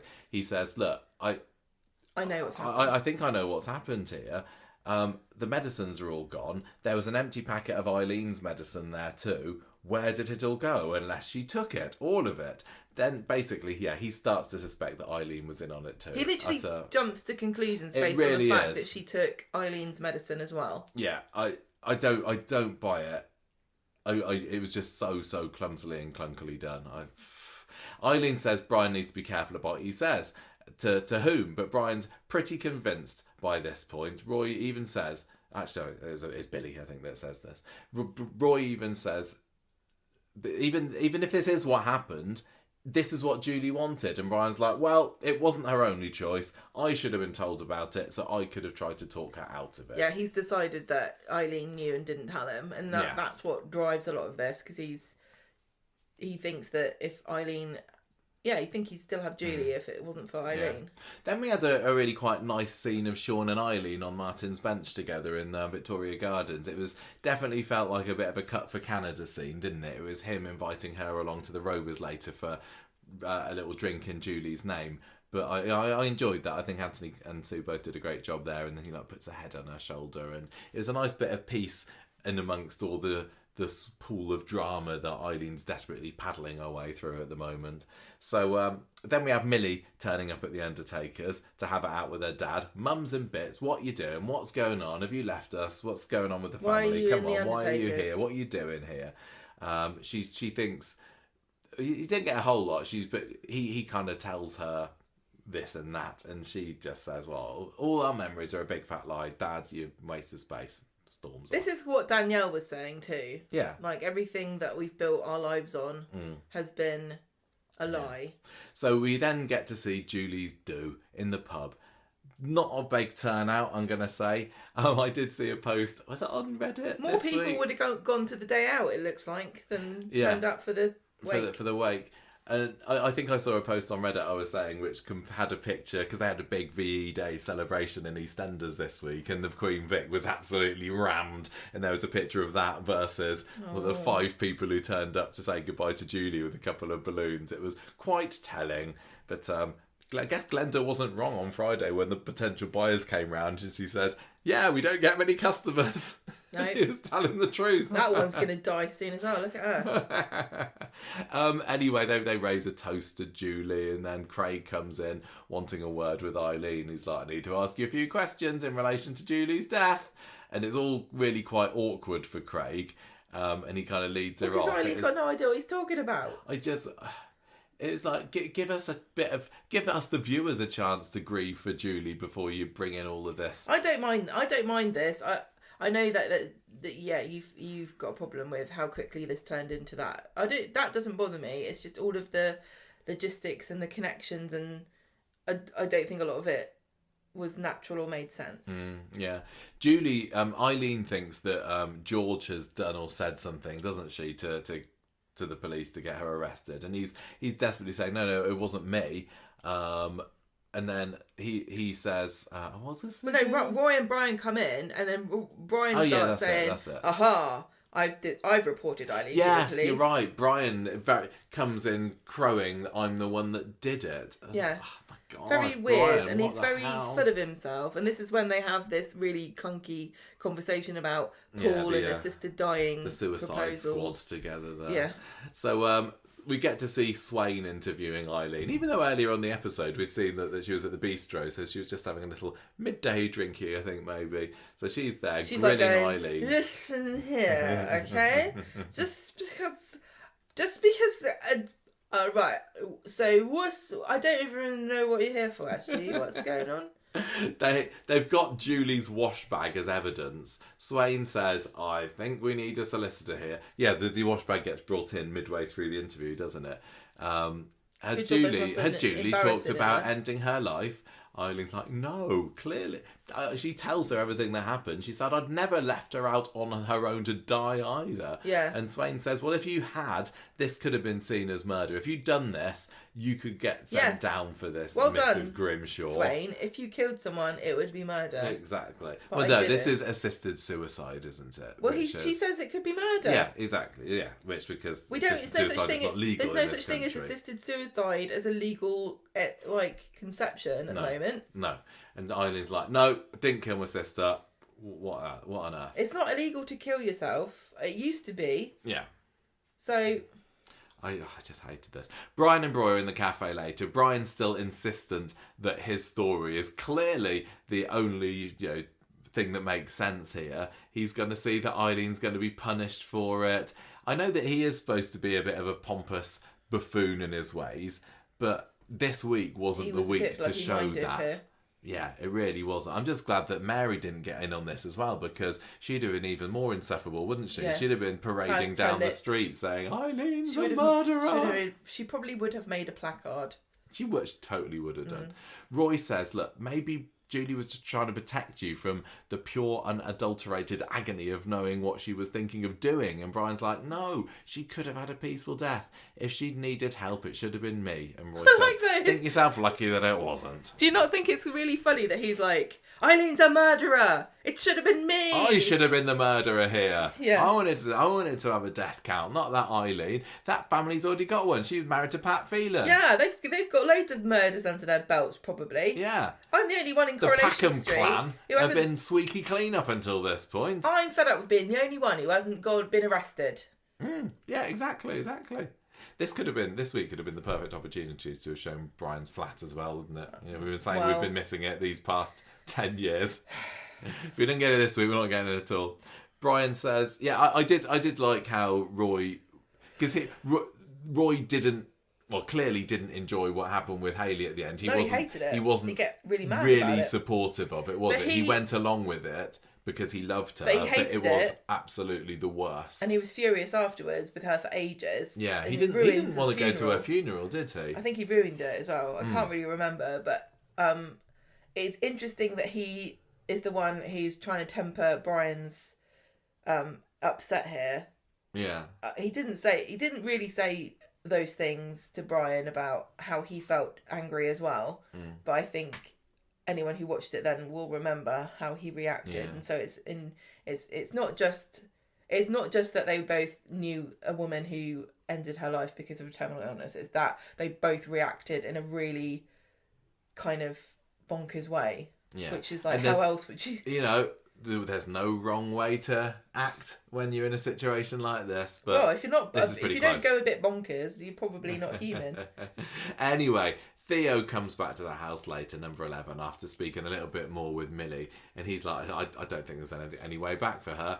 For her and me, she, her mum, her brother, they have certain beliefs, he said. And for her to forgive me, I need to repent, which I don't. So yeah, he's basically is saying, I'm cutting my kids and my wife out of my life now. Of my family, because I helped to brainwash them to not accept gay people. Yeah. Anyway. And the way the expression on his face, I might be remembering this wrong, but he just looks genuinely kind of relieved and a little bit happy. His family have been this millstone round his neck. It's so unfair because they didn't do anything wrong. And it's not they shouldn't be homophobic. Of course they shouldn't be, but who taught them that? I don't remember whether they said that Danielle was involved in the attempted brainwashing of Theo. No, because he was too... But the kids they were weren't. young. Yeah, but he was young. He was in school. Yeah. I don't know how he would know his wife then. No, I don't know, but yeah, maybe if they were in the same church. Work for me. Eileen is eventually released from the police station. I just want to be completely clear here that, like, in no way do I think that Theo should have gone through that. Nobody should have done. It's awful. It shouldn't happen to anybody. And I feel bad for anybody this has happened to. But this is why I don't like the storyline, because it doesn't feel to me like it's being very sympathetic to people that have gone through this. It's not... I just feel like it's not representing that experience in a very positive way at all. No, I don't. And it is complicated and difficult to explain. It's a really complicated and difficult subject to discover this about yourself and blow up your life in the way that he has done. So don't do it with a really unlikable side character. Yeah, I know, agree. Eileen gets released from prison. George is there to give her a hug. And and to tell her that it was Brian who reported her. And we get, a moment of, will they get back together again here? Because Eileen's like, oh, thanks for fighting my corner. So they go home, sit on the sofa. Eileen says, I'm sorry about lashing out at you earlier. Just can't believe that Julie didn't think of the consequences here. Why couldn't she have left another tape explaining, now I'm going to be charged for murder, for killing my own flesh and blood? Yeah. And, yeah... Why didn't Julie do that? Because she didn't Did she run out of tape? No, she just didn't want anybody to know that she'd done it. And I get that. And it's bloody Todd's fault, so nobody would have put it together. Curses. If it was Jason there and not Todd, he would never have worked it out, would he? Jason would be like, that's such a weird coincidence. She told me she was going to kill herself and then she died. I don't know what happened. Anyway... Today's episode rolls round and Eileen starts the episode coping in the cafe. What does that mean? Well, she's just sitting there and the people are saying, how are you doing? And she says she's coping. Oh, I thought you meant she was drinking. She's drinking she's got a cup of tea with her, hasn't she? Cider is better, probably. Theo's still staying in number 11, assuring Todd, things are going to turn out fine with I said one Eileen. night, Theo. I know. He's still here and he's there for good now. He's like Sean, they probably said that to him too. George says... I don't know whether things are going to turn out with Eileen, actually. He's really quite worried that Eileen maybe did do this. And then he and Todd are like, they might find traces of these tablets in Julie's blood. But what if she was embalmed? Basically, they agree that she probably did do it and Eileen probably did help her. So let's cover up the evidence by giving her an autopsy. Not an autopsy. Embalming her. Sorry, got my vocab wrong there. You got Craig coming in. Craig, he's back from hiding under a rock. He's gonna be in CID again. He's got another secondment. Nice. Can only see good things happening for him there. So it's going to mean that he's going to be. Not wearing a uniform anymore. He's going to be walking around with Jess Kit, isn't he? Yeah, Jess is going to be there. Jess is going to be by herself. Yeah. Craig comes into and then tells Todd, look, my colleague's going to come and collect Julie's body later for autopsy. And Todd jumps in and says, oh, she's already embalmed. Craig goes off, a bit annoyed I literally about this. could not believe this. Craig's like, shucks. Is there no chain of custody somebody's already been questioned about this? how often... Everything in the I don't know procedure anything here just about doesn't this. feel quite right. It You're right, we're doesn't not feel right. experts. I've never been involved in anything like this. But I would have thought, surely, that if you've been questioned about a murder, the body gets put into some kind of government facility for checking... Stick him in a fridge. To see whether you've been killed or not. Not just left at the local funeral parlour. It of smacks of police incompetency. The person who's dating the prime suspect.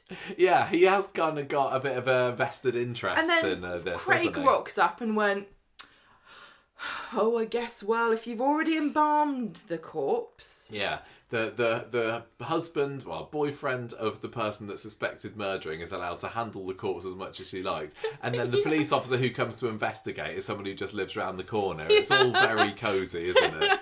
It's just a massive... it's corrupt. It's corruption in its Weatherfield highest form, is a corrupt state. Yeah, it really is. Anyway, look. Well, it's all a ruse. And Kit is at the top of it. Yeah. Yes, they haven't actually embalmed her. And I'm watching this go, okay, fine. They haven't embalmed her. George says... What are we going to do then? We need to tell the truth. I'm just going to say that you got it wrong, or that No, I said that he should say that. Yeah, Todd's like... Literally, all they have to do is go, sorry, we got really confused. This is an emotional time. But Todd says, no, I think we should embalm her for real, because we've said we've embalmed her now, but honestly... It's not the sort of thing that you really have to go forward with committing a crime, because you told somebody you committed a crime, and now it's, like, embarrassing. Yeah. I said that I killed my wife, but she's still alive, so I better do it. It's embarrassing. I suppose. I don't want to look unprofessional. Yeah, God, well, I have a red face if they find her walking up and down the precinct tonight. I don't know what my wife's doing in the precinct late at night. But... If it's me, I'm looking for chips. Somebody's dropped some on the floor, probably. So it's all a bit... And George is like... no, if we... This is going to make me look... and Eileen look complicit in Julie's murder. Well, but then he gets convinced because Todd's like, oh, I think that this might get you some brownie points with Eileen. And he's like, yeah, it is more important. I kind of feel a bit bad. I didn't see who wrote today's episode, but for them to be given this plot outline... They didn't come up... Said, write a script for this then, eh? Go on, here's a challenge for you. This make sense. I always like to... say when I think the episode is really well written and sort of praise, the writer and stuff.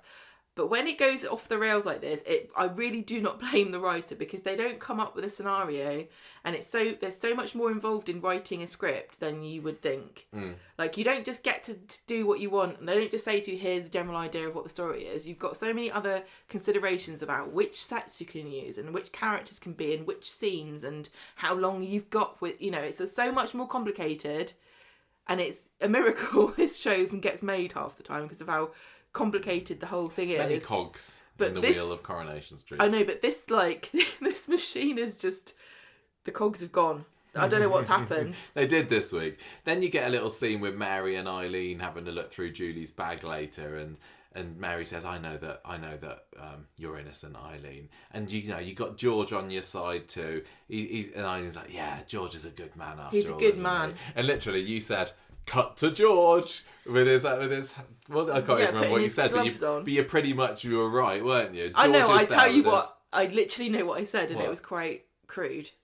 I said, cut to George sticking a tube up Julie's arse. Didn't get to see that. But you did see him putting his... I've written it in the notes, comedy embalming gear, but I suppose it's just general embalming gear, but... To have that quick cut to him looking like he's got his scrubs on, he's about to... Well, look, honestly, it looked like really... something. It looked like something out of a Carry On film, didn't it? Like Carry On embalming. Oh my God, this is very triggering to some people. I know. I know it is. And I know when this is our way of coping with the silliness of it. When they put the funeral parlour in, a lot of people said there's going to be stuff here that I'm not going to find funny, and this is not a source of comedy. And I was like, I think sometimes I think there's a bit of an overreaction to say that, it's going to be insensitive, because some jokes can be funny without being insensitive. And I think that's one way we are in this country cope with really tragic things like death by making a bit of a joke of it. Dark humour, exactly. I mean, the character of Archie Shuttleworth, he was a funny guy, and he was an undertaker, and that worked. But it hasn't. Having the set there, I think, invites this sort of thing, There have been comedy antics, haven't there, in the funerals, like when I mean. Todd dropped the urn and the ashes spilled everywhere. It's not one time. It's not funny. It's not a funny joke. And they were saying about they got the wrong corpse in a coffin or something. It's like, it's not really funny, is it? It's not like a proper laugh out loud joke. And it's not something like the viewers are going to go, oh yeah, that happens to me all the time. Yeah, it's not relatable. Oh, I've done that. The only time you're going to really relate to anything to do with a funeral is because you know someone who's died. And you're not going to be like, oh, gosh, if that happened to my mum, I'd be furious. I know. It's just not. It just doesn't work. It sometimes there are works, some jokes. No, there are some jokes you can do without being disrespectful about the entire process of a funeral. Yeah. And I think that Coronation Street at times doesn't. Well, look, whilst you had George in the chapel at rest doing whatever you do to embalm somebody with Julie's favourite music on, then you had Todd having a little dance, didn't he? It was like, oh, why gosh. was that happen? That was bad. And George just said, don't let anyone in. Yep. Don't let the police in. Guard the door with your life. He's like, Todd. I could lock the door, but I'm going to rely on you to stand there. And that's all you have to do is guard. Yeah. And why didn't Todd? Yeah, some oik comes along, which turns out to be Millie later, and throws paint over his hearse, and he gives chase. But come on, Todd, you've been given one job. It's not worth it, chasing after this scally, just to risk this whole thing being blown apart, which it was. That's just a bad choice from a character. Yeah, it was. It was a bad choice. Some things I can forgive as a bad choice from a character that has to happen to move the plot forward. But this was a bit of a life and death situation. It wasn't treated like it. Has been accused of murder. Todd's like, oh, it'll be fine. This is what I don't get about this whole story, is that this is super serious. This is like abuse of a corpse. This is hiding evidence for a murder investigation. But then when Craig comes in and George is at the back doing something unspeakable with a hose, and then they're like, oh, what's happening? And he comes out with this expression on his face, like he's just been caught licking the butter. And he's got this in his hands. That he has been caught licking the butter at number 11, hasn't he? And in his hands, sorry, eyelash. He comes just out a bit peckish. He comes out in his hands holding these really vicious-looking tongs, which again invite your brain to wonder what it is he has been doing with this poor dead character's body. It just was really, and is this funny? I don't know, because George's expression made it look like it was. We were all supposed to go rolling around on the floor. It did look a little bit like something that a gynecologist might use, didn't it? You don't need to say things like that. But you're right. The expression that George he's like he'd been caught being a naughty boy. I don't know why he had to have the tongs in his hand. I thought that was a bit too far, unless this is supposed to be funny, in which case I'm going to tell you that it isn't funny. All of the work that they did to try to make this story about Julie and her tragic ending into something that's going to make you cry, which it didn't do anyway, it would have been erased at this point, because we're... Yeah, exactly. He comes out with tongs. That's really gross and kind of... confronting for most people. It's funny in the same way that Dennis Tanner's urn being run over by an ambulance is funny, i.e. not at all a beloved character. And also Pat Phelan, beloved by many, the good people. Yeah. Getting his ashes thrown in the bin, didn't he? Yeah. Corrie, what you doing, man? He didn't need to come out with the tongs in his hand. No. I just think it's really kind of unfair and upsetting for people that have just... I know this is really po-faced of me, and I get accused of being sanctimonious all the time, but just to have the tongs in his hand, it was just a bit of a step too far, because we don't know what gets done, most of us. We don't want to know. And to see that piece of equipment really makes you wonder what the hell it was used for, why he had it, and it just not something you want to watch it. Like, you watch, this is supposed to be a family show still, I don't know. Was it funny? I don't think so. Was it sad? Not really. What was the tone they were trying to create with this piece of medical equipment that we know has just been used? I think they stuck it up her nose and pulled her brain out like the ancient Egyptian pharaohs. You don't need to think about it. Then why did they do it? Silly scene.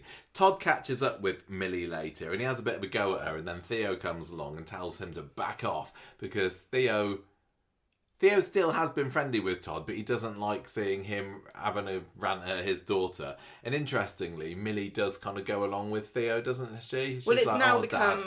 Millie and Theo versus Todd, because it's much easier for her to blame Todd for what has happened than to accept her dad is gay and has decided to pick... I bear no ill will to Millie for paint bombing the She hearse. thinks that he's picked being gay over being her dad. Yeah. And now... There's a lot to take in. Yeah, exactly. Later on, you got Mary and Eileen in the pub in a booth talking about how lovely and kind Julie was. Also about how Mary used to be a bit sapphic for Annie Lennox as well. She must do a double take every time that Debbie walks past her. And like, oh my God, oh, it's only you, Debbie. You look so kind. Then Tracy comes in, and she didn't have a whole lot to do this week, did she, Tracy? But she was on good form today, telling everybody that George and Eileen are the body snatchers from Weatherfield, and Eileen's just been seen being...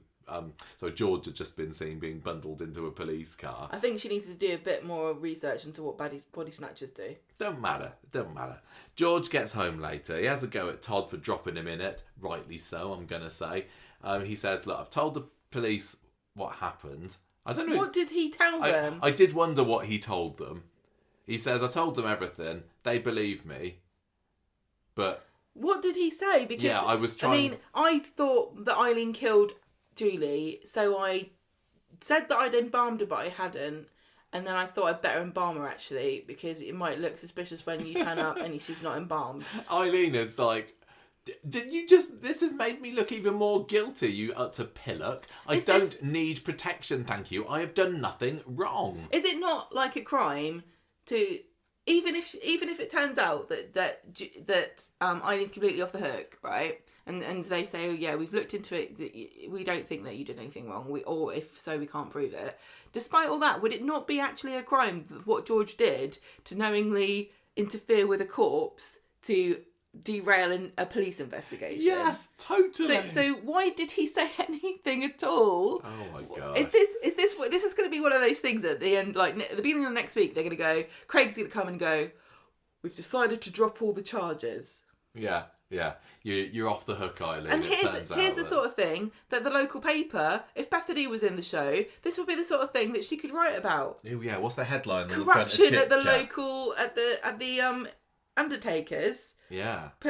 Abuse of a corpse. Undertakers under investigation. Yeah. Right, Brian comes round later and says, look, I'm sorry for everything. A little bit out of character. Well, it wasn't, in some ways it was out of character for him on Wednesdays, but in other ways it wasn't at all. But it wasn't a good look for Brian. But he's back to normal and back to the bosom of the family at number 11 by the end of today's episode. And Eileen's forgiven him. She says, oh, Eileen's left you Julie's left you a book. Oh yeah, I missed the bit about Julie's bequeathals being made public, well, being revealed to Eileen, and apparently Eileen's been left everything, whatever that is, and Brian's got a book out of it. She doesn't say how much it is because she's about to, and then she gets interrupted. Buy the Rovers, Eileen. And you also go get it for a steal. Brushed over the fact that she realises that George and Todd think that she did do it. Oh yeah, that's right. But she didn't. Yeah. So anyway, Eileen's going to be rolling in cash. Very handy. How much do you reckon she's got?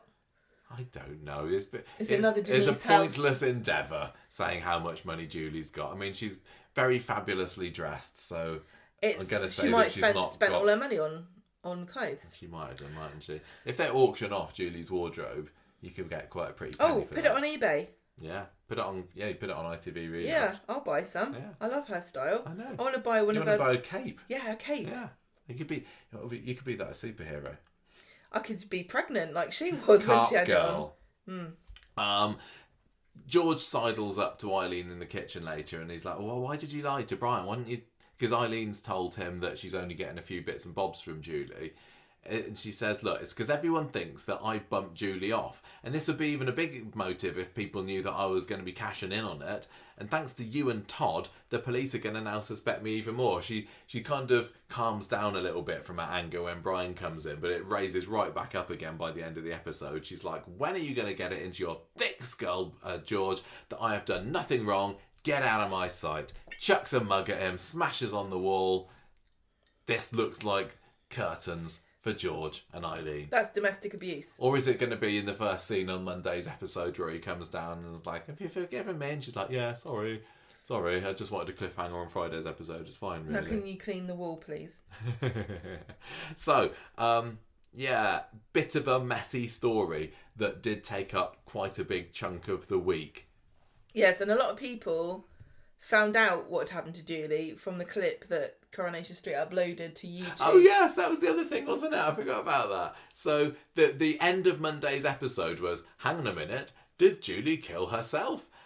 Uploaded to ITV. And you could have very well have gone, no, probably not. That's just a cliffhanger for Monday. Yeah, because exactly. But no, Coronation Street uploaded the video clips, the choice clips from Monday's episode entitled Julie Takes Her Own Life. So, it's like, so Corrie has now spoiled itself with a video title on YouTube. Like, is there no end to this? No. Honestly, it was, not a great week for this story. I don't know how they can get out of this. As in how they can make it... Because you're right, Craig can just come around and say, we've decided to stop the investigation. Maybe another video will find... Julie's not going to be... I mean, Eileen's not going to be sent down for murder, is she? Seriously. I will say, and I said this, I think, last week, about medical storylines. The only good thing I'll say, I'll give them their dues on, is that they can't do the normal wriggling out of consequences like every other story on Coronation Street does, where somebody waves a magic wand and 60 grand comes out, or the police decide they're not going to pursue the matter any further, or somebody decides something completely out of character. Like, if you get diagnosed with a terminal illness, you're going to die and there's no getting out of it. So from that perspective, it's got that going for it at least. But what I really wish that Coronation Street would do is be consistent and keep consequences of things that happen. Yeah, I know. I know we all know that. So I just hope that they wrap this up quickly. Don't make a story about something that you don't want to happen because it's inconvenient for you, and you're not going to carry through with it. Yeah, you don't have to make a story about anything. Totally. You can make up what you want. It's all fictional. Right, Gemma, I think we need to lay off Coronation Street for a little while and maybe talk about a story which I don't feel too bad about. The Dee-Dee story. Do you want to go on the lay off story to find out what's happened to young baby Laila this week? Well, the good news is that Danny's fine. Yes, apparently so. I thought that Danny was on death's door and he was going to be shuffling off his mortal coil. Maybe Danny's going to do a Pope. What do you mean? Where everyone's like, he's really ill. And he's like, no, I'm fine. And then the next day he dies. Yeah, no, Danny's all right now, isn't he? Well, he might be dead next week. Yeah. He might be rallying. But no, sadly, it looks like Danny's probably fine. But just as Dee-Dee's just growing to love her daughter. Well, yeah, she's taking Laila for a walk, and Julie sort of greets her and comes out the cafe. And good old Julie. What's going to happen to her? And I think that there's this kind of bond between these three women where, you know, Dee-Dee's looking death in the face, basically, when she sees Julie, and probably thinking about how precious the time is that she's got, etc., etc. And then Eileen's like, you should go with your instinct and let the future take care of itself. Everybody is just guilt-tripping this woman to keep this baby. Every time they see her, they're like, a mother always knows what to do for the best. Not saying you have to keep her, but if you didn't, you'd just be a horrible woman, wouldn't you? I just realised from that quote that Eileen gives there, I wonder whether Julie gives a look, because she goes with her instinct later in that episode, doesn't she? And lets things take care of themselves. She was talking to everybody, but she didn't realise what she was truly saying. So, Ronnie sees Dee-Dee singing You Are My Sunshine to Laila, and he's like, interesting. But then she says, Dee-Dee to Laila, I don't regret having you, but I don't think I can be who you need me to be. And when I saw that, I was like, that is not really nice, that Dee-Dee is still sticking to her guns. Yeah. And I'm not like I think all women should give up babies for adoption and it's awful to have children, yada, yada, yada. But what I don't like the idea of is at the end of all of this, even though Dee-Dee is doing something she thinks is really difficult, but it's for the best, that it turns out that she was just deluded and I know. she should be with her baby, because I think that's just such an easy thing to say. Right. So Alia goes to visit them at the flat and Dee-Dee says, look, I've really enjoyed having her, but I still want her to go to James. And Ali's like, oh, but she's a baby. Why shouldn't you keep the baby? It's so cute. Debbie catches up with Dee-Dee in the pram later, and this is when they see James arriving. And Dee-Dee is kind of a bit shocked. And yeah, I can't remember whether they said before that he was going to come back or whether it was a surprise visit, but it felt like Dee-Dee wasn't seeing it coming. Well, yeah. So James takes Laila. They go into the house. He's giving her a cuddle. Oh, thanks for looking after her. I'm thinking of staying a few days and then I'll go back to America when Danny's out of the hospital. And Dee-Dee says, no, you just take the baby and go. So they get into a taxi and Dee-Dee hugs whatever, and then she cries. And I kind of forgot this happened. Well, it's too much Julie stuff this week, isn't it? Yeah. So Laila is now flying across the Atlantic, never to be seen again. This to me makes me think that Layla's, something's going to happen and she's going to come back, because this didn't feel like a very conclusive ending to a really important part of Dee-Dee's life. Yeah. So, on Wednesday, Dee-Dee's like, I'm doing work now. I'm moving on. Baby gone. I'm doing stuff. She goes to the cafe and she finds Roy with a candle and with a cupcake because it's Hayley's birthday. And he says, I miss her. These fleeting moments you never realise. And Dee-Dee gets emotional and rushes out. Yes, because she realises that she's going to be missing her baby. Well, it's quite poignant that there was a single candle in the cupcake. And she's going to miss her daughter's first birthday. Yeah, exactly. And then the next one, and so on. That's her plan. It was quite nice that Hayley got a couple of shout-outs this week, wasn't it? And the moment where he sits and blows the candle out, I think, Corrie fans of a certain era also raised a glass to Hayley at that moment. It says, happy birthday, my love. Very sweet. I maybe might have liked a little bit more of a speech, but... Oh, God. Not everyone can have a soliloquy and a bloody musical montage. They'd already had their week's quota of soliloquies, hadn't they, with Julie at the beginning of Mondays. Sarah Lou finds Dee-Dee with a bottle of wine in the bistro. Oh, yes. This is Dee-Dee's... It's 3 Sheets to the Wind, isn't she? And Sarah comes in and Dee-Dee's like, Sarah Lou, how are you? And, I think lots of Corrie fans cheered when she got called Sarah Lou. So Michael comes and takes her home. She wakes up on the sofa because she's been drunk. And she says, I'm at peace with what I have done with Laila, but I wish I'd had more time. But my hysterectomy has all been taken away. I haven't got any fight. I don't want to carry on doing this nurse training stuff. And he says, I believe in you. You can do it. And then he goes and she calls Wes, the midwife, or whoever he is, to talk to him. I don't know. They're still called midwife. I don't know what she's calling him for. I think she's just going to say, let's get our asses in gear and do this nurse training thing or something like that. I don't know. Yeah. There wasn't much to that story really, was there? It was just a lot of scenes of Dee-Dee bonding with Laila. Laila goes, Dee-Dee's pretending that everything's fine when obviously it's not. I think Danny's going to die. Do you still think so? And because I can't see how Layla's going to come back. I'm convinced that Dee-Dee's going to end up with Laila.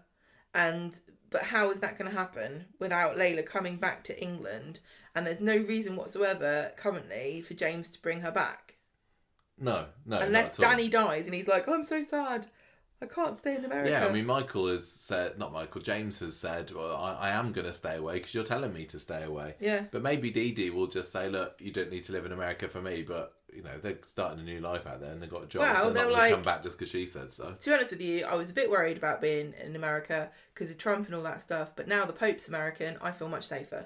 So I'm going to stay in America. And I'm going to go in Chicago because That's the Pope's. That's the Holy Land now. It is. Right, Mick and the Nick. Does that make a Chicago deep dish pizza food of the gods? It certainly does. Or the certainly god. does. Mick and the Nick. So I quite enjoyed this on Wednesday, and I surprised myself by how intrigued I was between this newly uncovered history between Kit and Mick, which has not been that much of a secret for anyone with a bit of an interest in Coronation Street spoilers. I know. I'm not interested in Coronation Street spoilers, but sometimes they come my way. So I think lots of people knew that these two were going to have some kind of link. And yeah, but I was all ready to hate it. And actually, I quite enjoyed these scenes, but it didn't work for you, did it? This is really funny because you don't really like Kit, do you? No, I don't really like Kit at all. And I certainly don't like Mick. I really like Kit. I think he's great. But I just could not be bothered with this. I found this completely uninteresting. Because I'm like, I can kind of guess what's going on here, and it's not that interesting. I think I just like that it's hinting at a bit of backstory, and Mick's gonna possibly have a few more layers and be a bit more three-dimensional as a character coming out to the end of it, which there are lots of other characters that I know that fans would rather know the backstory of. And I'm gonna say another thing too about Kit, because Kit is Kit the Git, right? He's a nasty piece of work, and Kit the Git and Mick the we know we know enough about his backstory to know why, don't we? He's abandoned by his mum. He was adopted. His mum rejected him again, and they would turn anyone into a bent copper. Well, he's clearly struggled a lot with his background and his being rejected by his mum, and then seeing, you know, them having happy families and everything without him. I don't know that I need to know what happened with Mick and Kit to make both of them into arseholes. I don't really need to, but I will. Yeah, I say as I think that the way they played it to me made me go, oh, but what is it though? Go on then, you tell me what happened. So basically, Mick's been brought into the police station for being a bit free with his rowdy fists in the dog and gun car park. He's given someone a good punching, and when Kit walks into the interview room and Mick's on a chair, Mick just kind of gives this really intriguing smirk when he sees Kit, and it's like, oh, it's you. And now clearly these two have got some sort of agreement whereby they can't admit to knowing each other. Yeah, so whatever it is that's happened in the past, that is intriguing. Why would that be? It's enough to say we cannot have any contact with each other again.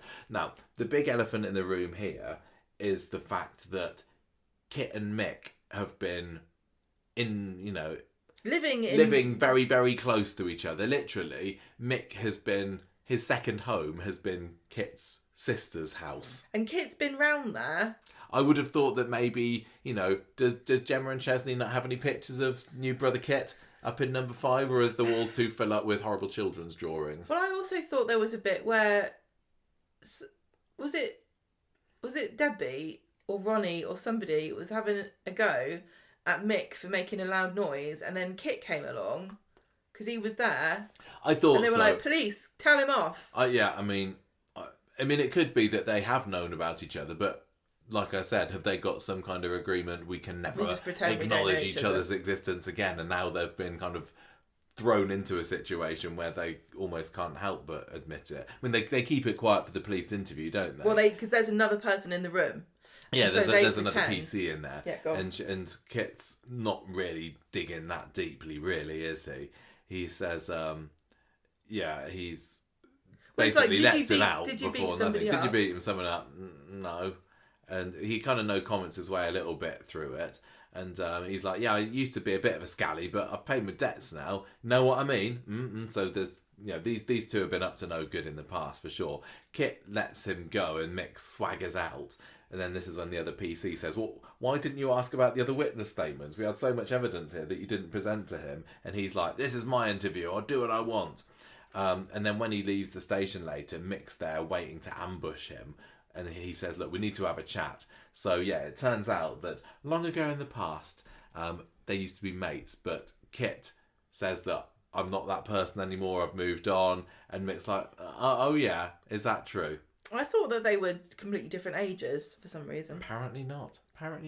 So, yeah, they've got up to something. I mean, this is a bit like This is like we ran into a woman on the way from doing a heist in a petrol station, and it turns out her name was Susan Barlow. Or we ran into somebody when we were doing a bank job, and I'm Johnny Connor in the getaway car. Or my wife was dying on the floor and I couldn't see her because I've got oopsie daisy disease. Yeah, I think that almost certainly I'm going to say Mick's beat someone to death. Do you think so? Is that what you think? And Kit knew? Yeah. Do you think Kit did it as well? Well, maybe. He can't have done, otherwise he would... He's in danger of not being in the show. Oh, yeah, maybe. But Kit, we've seen, has planted evidence. Or maybe he's corrupt and he covered for him. Yeah, exactly. And now he regrets it. Yeah, I mean, he wasn't obviously... If this was when they were younger, he wasn't a police officer then, but was him covering up for Mick the beginning of his bent copper ways. I like to be a bent copper, actually. Yeah. Maybe I should get a job being a bent copper. Go to the career advisor. Yeah. Yeah. It's like, is the pay the same for a bent copper as a normal copper? I think and it's the career advisor's like, actually, you can get more money being a bent copper. They also, Mick makes a comment about, oh yeah, remember Lou? And I've seen rumours online. It's not, any... It is only theories. You can't really pretend not to immediately make the leap to they've slept with each other. Exactly. Is Brody Kit's son? I mean, it kind of writes itself, doesn't it? Particularly from what's happened this year about Kit realising that maybe he wouldn't mind being a dad whatsoever. The question is, does he know that he's Brody's dad? Probably, I wouldn't have thought so. The way that he was reacting over Daisy's pregnancy, that doesn't come across as, I've got a secret son, I just can't mention it's all leaping to conclusions, but the fact that we know Mick and Lou are Brody's parents, the fact that there's a massive age gap between that child and the rest of their kids, the fact that Mick and Kit know each other from the past, and then Mick says, remember Lou, in a kind of like suggestive way, it just, you watching a soap, you're going to put these bits together and come up with Kit is Brody's real dad. Does everybody know this? Don't know. Yeah, if this is out there and it's in the spoilers. Sorry, I don't know. I'm not saying that. I don't know. I'm saying does Mick know? Does Lou know? Does Kit know? Does Brody know? Yeah. Probably not. Probably we're gonna find I don't really care. I mean, it could be that Kit and Lou were a couple, and then they just split up, and then she started dating Mick. Do you think Mick thinks he's won? Yeah, maybe. Won the woman. Maybe, but what he doesn't know is that the child is actually is Kit's. But Brody's is Brody very tall? This is a good way to tell. You're right. They should have got an unusually large child to play Brody. Child. Yeah. And you can't just say, well, he does his hair up like a bunch of broccoli to give him a couple of extra inches. They should have made Kit do broccoli hair. That would have been the mega giveaway, wouldn't it? Anyway, I'm sure it'll all come out, probably very soon, in fact. And they don't have much time together. Kit just wants to get away because this is something in his past that he thought he'd put to bed. So Swain corners Kit in the bistro later, saying, I've looked at the interview footage. Why didn't you ask about what happened inside the pub? You were just talking about the pub car park. And Kit's like, look, this is where the assault happened. There was no CCTV inside, the dodgy witnesses were the ones that were saying what was going on in the pub. Just didn't think it was worth it. She lets him get away with it for now, but I think she's probably going to remember that at a later date because she's got a good old brain, has Swain. Swain the brain, that's what they call or something, I don't know. Sarah's eating out with Kit later, and he's being incredibly secretive about what Swain wanted to talk about with him earlier. He says that it was just about an interview with some guy today. It reminded me of someone that I grew up with. He wasn't a saint, but neither was I. And she's kind of probing into what he and his mate used to get up to and saying, oh, did you used to... I can't remember what she suggests, like some really... lock doors and run away. Yeah, exactly. And it's like, no, it's hard drugs. He just won't really go into it. It was at the end of the episode, that Mick follows Kit in the street later and reminds him about Lou and how the past always comes back to haunt ya. Well, it didn't on Friday because Mick's story on Friday suddenly swerved back into the land of Gary in the yard. And apparently Liam is helping out there because reasons. And Jake's really annoyed because he wants some money too for a new Xbox. Oh, this More was on his that later. motivation, wasn't it? Yes, it was. Why are you buying an Xbox for? Well, yeah, come on, Switch 2's out next month, Jake. That's what all the cool kids are getting, I tell you. That's what everyone's telling me. I want a PlayStation 5. Well, I know there was a new Grand Theft Auto 6 trailer I'm this so week, excited. wasn't there? I'm not going to watch it. I'm so excited about this. When I saw that it said Grand Theft Auto, whatever it's 6, release date announced 26th of May or something. I was like, I can't believe it. I'm so excited. And then I read it was 2026. I was like, yep. They got me. A little bit longer, don't They got me. So anyway, I'm gonna have to save my pennies up. How much is it if I save per month now? you're gonna have to put quite a bit away. They're not cheap. Anyway, Mick tries some hazing initiatives. What was it called? Yeah, initiation things with Liam in the builder's yard. First by telling him he's got to spend the day chiselling mortar off a load of bricks. was that a lie? I think it probably was. Are you sure? Maybe. I don't know. And then he tricks him into lifting a bag of plaster that he's cut open and the plaster goes everywhere. And they all have a laugh about it. He took it really well. He did, didn't he? I was like, oh God, another tedious bullying storyline. Well, Liam's a proper wet blanket, isn't he? He's a sensitive boy. And I would have thought that he might have had a bit of a cry about that. But maybe he's learnt to toughen up. They all went, this is proper man antics. And then Gary comes down and he's like, I remember when didn't he get involved in some kind of horrible? Yeah, he did. He dunked concrete all over Seb. Yeah. Was it concrete or something like that? He's like, oh, do you know what? This reminds me of the funny shenanigans me and Pat Phelan got up to. One time I hit him with a 2x4 and left him to die on the top of a well, that's how you bond. Rubble. When you're a builder, that's how you make friends, it's just isn't it? Things. Just man things, exactly. We wouldn't understand this. Michael, you're a man. I'm not a proper man, no. I can wear Gary's top from ITV Reloved as much as what you want. I saw you wearing that plaid jacket. Not every man can get away with that. That's true. After work, Gary tells Maria he's kind of arranged with them to have an evening in the pub with Mick, and she's not too impressed with this. No, although she does thank him for taking Liam under his wing later. But then she asked about Lou, and he says, well, she's back at home with the kids. I've been working hard all day. I deserve it to have a drink. And Maria says, he's starting to sound a bit like 50s throwback here, Mick, which he doesn't like. So no, he kind of sullenly drinks his beer. Yes, and he doesn't find it's because it's not a man joke. He's making it's true. If she had I don't know, broke the glass over his head and called him a pansy or something, they would have all had a hearty chuckle, wouldn't they? Yeah, you're right. Whatever. You're a wet blanket. I don't know what I think about Gary in the builder's yard, but yeah, I kind of like that they've got a new set to hang around in. What, the builder's yard? Yeah. Well, it's a refreshing change of pace, and it's somewhere that's existed before. Yeah, I suppose so. And they're not buying They've also got a couple of new background artists as well, haven't they?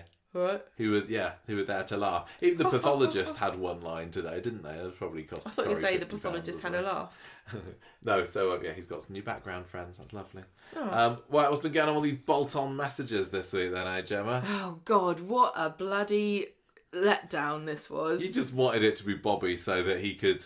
I don't Everyone know would know what would be the punishment for Bobby for sending. He wouldn't get punished because Bobby can do whatever he wants, and he just gets to hang around like a fart in a lift. I didn't think it was Bobby because they were making it like dropping too many clues to make us think that it was Bobby. Yeah. So it is clearly not going to be Bobby. But I tell you what, if anybody pips up and says, you know what, I thought it was Jake Windass, I will call you a liar. Yeah. Nobody thought it was Jake Windass because nobody thinks about Jake Windass. Jake Windass wasn't in it until Wednesday.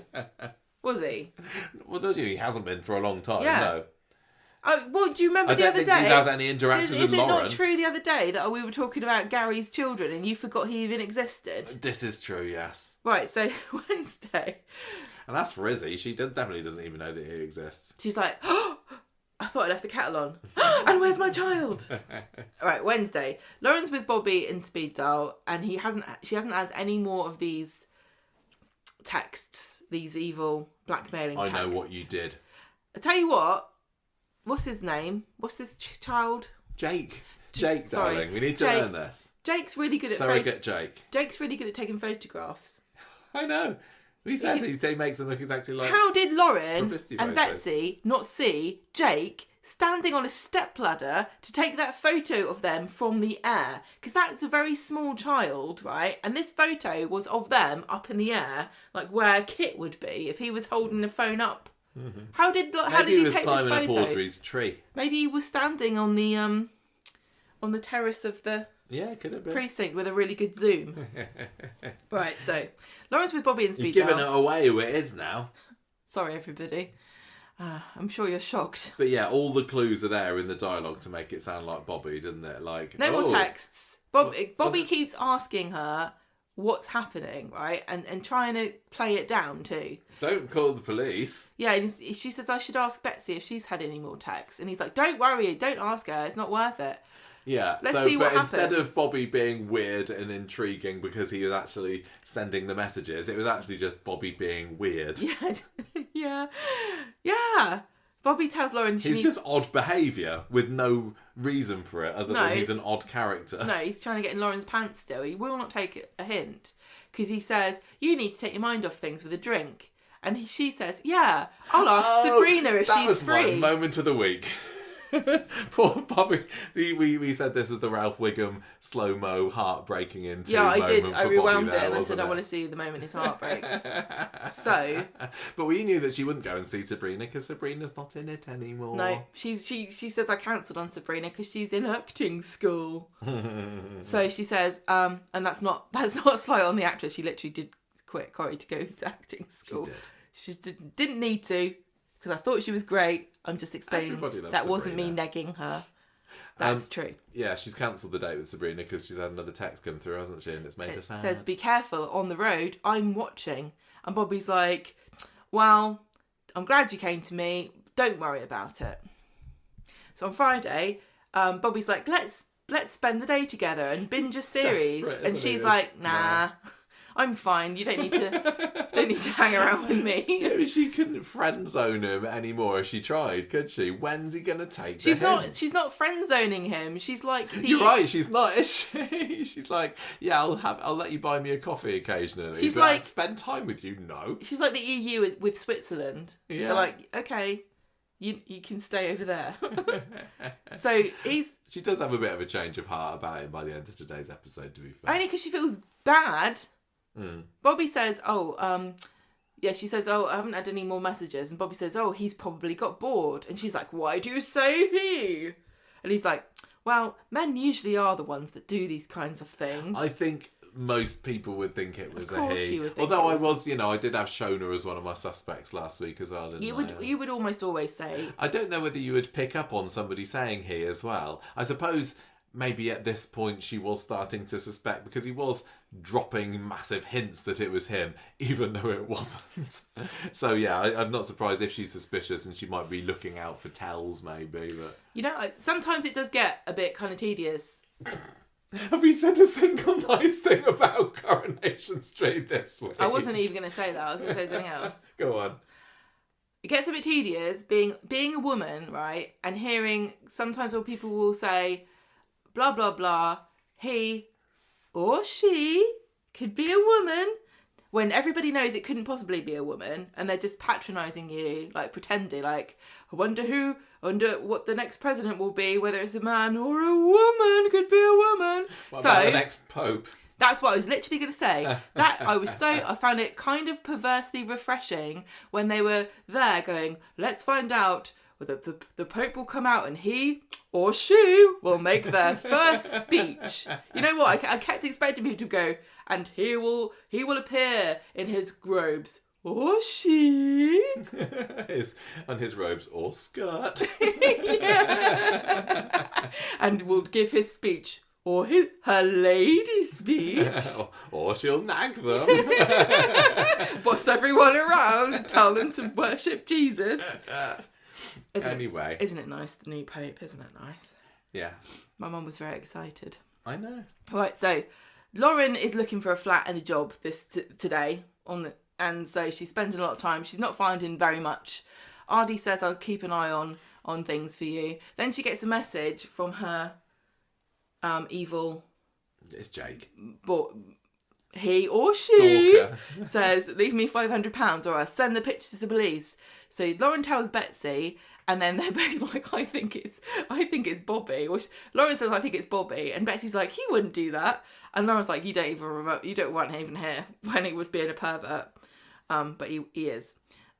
He's like, he's a nice guy. Maybe or maybe not. She doesn't want it to be him because she knows that he's got a good heart, really. Whatever. He's just a bit forward, isn't he? Really. Right, so she goes to the shop and Ardy says, I heard Freshgos was looking for a checkout assistant. Then the pair of them, Betsy She goes to the shop to get an envelope to stick her fake cash in, doesn't she? And he's feeling sorry for her, so he gives her a free one. Why have you got spare envelopes? I don't know. Don't you sell them in packs? I don't know. Right, so Betsy and Lauren go to put the money in the precinct. Of course it's the precinct. And then Betsy and Lauren are there doing a stakeout to watch who gets the money. Lauren doesn't understand what a stakeout is because she keeps turning her back on the money and Betsy's the only one watching it because Lauren keeps moaning about stuff. And so they realise that the person who's come to get this money is Jake Windass. So they confront him and he says, I need an Xbox. And they're like, understandable. Maria comes over. They don't tell him what's happened. Now Lauren just feels bad that she has besmirched Bobby's good reputation. He doesn't have one. Back at Betsy's flat later, she says that Bobby's given her some money. Yeah, to he's pay posted off it the through the letterbox. Is he giving her 500 quid? I don't know how much it was. So he's not such a bad guy after all. It's like, he's just so desperate to get in your pants. It's not, I don't feel at all like any of this is altruistic friendship. At all. I'm sorry, I don't. No. Because he wouldn't be spending, like, oh, let's watch a box set together. And the fact that he's given her money now as well to get into her pants, it's just getting creepy. very seedy. It's just creepy. I just think he's creepy. I mean, it's giving Lauren flashbacks to her Ovid's days, probably, isn't it? Taking money. I don't think it's getting that far. I think you're reading a bit too much into it. I'm just being silly. So Lauren gets a phone call because she's got to give the money for the flat deposit today. So she keeps Bobby's money, and then she finds out that she hasn't got this job because the Freshco cashier job went to the nephew of the guy who runs the place. And so Lauren realises that she's going to have to use Bobby's money for the deposit. And then Roy says, I did a bad thing once. What is he referring to? I think it was, I'm pretty sure it must be when he saw Abby pointing the gun at Corrie and then didn't say anything about it. Oh, so not hitting Gary with a baseball bat. Could have been that. Roy's done more than one bad thing. Didn't he set fire to the boat with... I was sleepwalking. He didn't do that. He's done lots of bad things. I did find it quite funny how Ardy was going, oh, Roy, you bad boy, or whatever he was going to say. So that was kind of fun. My prediction for this storyline is that Lauren is going to keep pretending that she's getting messages from this scammer to get Bobby to give her things and feel sorry for her. Oh, that's a good one. Yeah. They're all as bad as each other, aren't they, honestly? Lauren's a scammer. Bobby's a pervert. Betsy's oblivious. Yeah. Betsy needs to find new friends. End of days story. So back to the Rovers, and Jenny's still smarting from being taken to the cleaners by Daisy last week, and she's saying it was definitely illegal, but there's no chance of getting a conviction now. And I won't get the money back. Not going to get the money back. Bottom line is I'm beat. Daisy won, hands down. So what does Jenny do in times of crisis? Drink, of course. So Monday's episode sees her knocking back glass after glass of wine with Rita. And Rita says, look, you need to just stop moping and get your thinking cap on. I would say that this week we've seen a fair decent amount of Rita. I'm enjoyed. Yeah. She wasn't just kind of frail old lady Rita this week as well, was she? She wasn't just like interjecting with something that could have completely not been in the script either. No. There was that bit on Friday's episode where she's like, oh, Brian, tell us why it's called The Rovers Return. Oh, God. Brian. Whoever wrote that episode had clearly been reading A History of Coronation Street. There was something else as well. There was something else that was dropped in there that was like... The history or something. Yeah, I don't remember what it was now. Or a backstory or something. Yeah. Brian, what is... Oh, it was that other scene in Fridays where she was sitting in the back of the pub with Jenny and Rita's like, did you know they used to call me the Weatherfield Nightingale? Yes, everybody knows that, Rita. You've got a poster of yourself in your flat. Yes. I used to work you at the never Orinoco stop banging Club. on about it, love. We know. No, I love Rita. I love Rita, but I didn't know that she needed to tell Jenny that she used to be the Weatherfield Nightingale, unless it's also another dementia story. Maybe that's an in-joke between them. Maybe. But yeah, on the whole, genuinely, I did really, really enjoy Rita this week because she's got her head screwed on and she was telling Jenny, you need to stop moping and get on with Well, I liked things. Rita. She was like going, I tell you to find a rich man and marry him and let him take care of you, but you're not supposed to say that anymore. Yeah. Or something like that. It's like, yeah, that's literally how Rita made her money. Rita helps Jenny to see that she's not too old to just be giving up on life. She can start a new path. It's going to be fine. Buck your ideas up, girl. So Friday, we get some buyers coming around the pub. Apparently, at long last, the deeds have been signed over to Carla. So she is 100% the actual proper official owner of the Rovers Return after saying she was the owner for, 2 years is it now? And I'm also super confused here about what everybody thinks has happened and why Jenny has signed this over to Carla. Has Jenny gone to everybody? Yeah, me and Daisy stole dead Stephen's money out of his account, which technically really could have gone to Audrey because she was the next of kin. And I don't know, because it was cryptocurrency or something, so I don't actually know whether it was traceable to anybody at all, so she could have kept that for herself. Yeah, I don't know. I don't remember whether anybody knows. I mean, Bethany knows, doesn't she? Why isn't everybody going, why, Jenny, have you signed the pub over to Carla? What's Carla got to do with this? I don't. Yeah, that's nobody's really good asking point. any questions. They must have explained it, but I've forgotten. So please write in and tell us. Yeah, what does everybody think about this? This is bizarre. What do the rest of the characters think has gone on here behind the scenes? Anyway, Glenda does the classic. I'm going to show some buyers round, but make out that it's rubbish routine, and it works because they're not interested at all. These two. Jenny says, that's really lovely of you, but I'm going to have to sell soon, really. Then we get the scene out at the back. Well, hang on. What? At the moment, Jenny's the manager, and she... Not for long. No, but while she's the manager, the bar staff know they've got a job, and so what's the word? They want to keep their job, so they're trying to put off the sale. And Jenny's basically saying, no matter how long it takes, this is still going to happen, so you might as well get it over and done with. Yeah. So Rita and Jenny go out the back, and this is when Rita starts to tell her a little bit more about, when I used to do all the nightclubs, but then when the lights went on at the end of the night, I could see them for the grotty dives that the lights they were. Went off, probably. The lights went. Oh, no, on. when they went on, yeah. And then I moved on from that, and I went to the cabin, and I thought I'd die of boredom working in there, but actually it was fab. Do you fancy working in the cabin? Maybe you'd like that. It was great because I could bully Mavis. Yeah. Why don't you come Maybe and work you for could me? find a victim, Jenny. No, you can be my victim. Yes. Yeah, maybe. I bet she turns into a right cow when she's alone with those boiled sweets.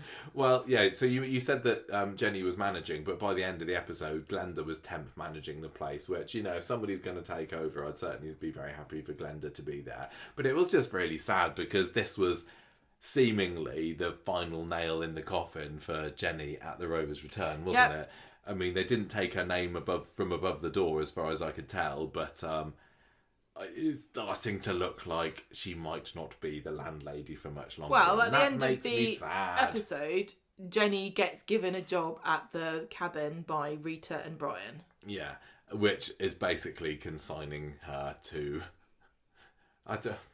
the stock cupboard. There's no cabin set. The cabin does not get shown anymore. So if Jenny is working at the cabin, unless she has stories elsewhere, Jenny is not being Well, I don't think shown there's for a much permanent more. set for the cabin. I know they put it up last year.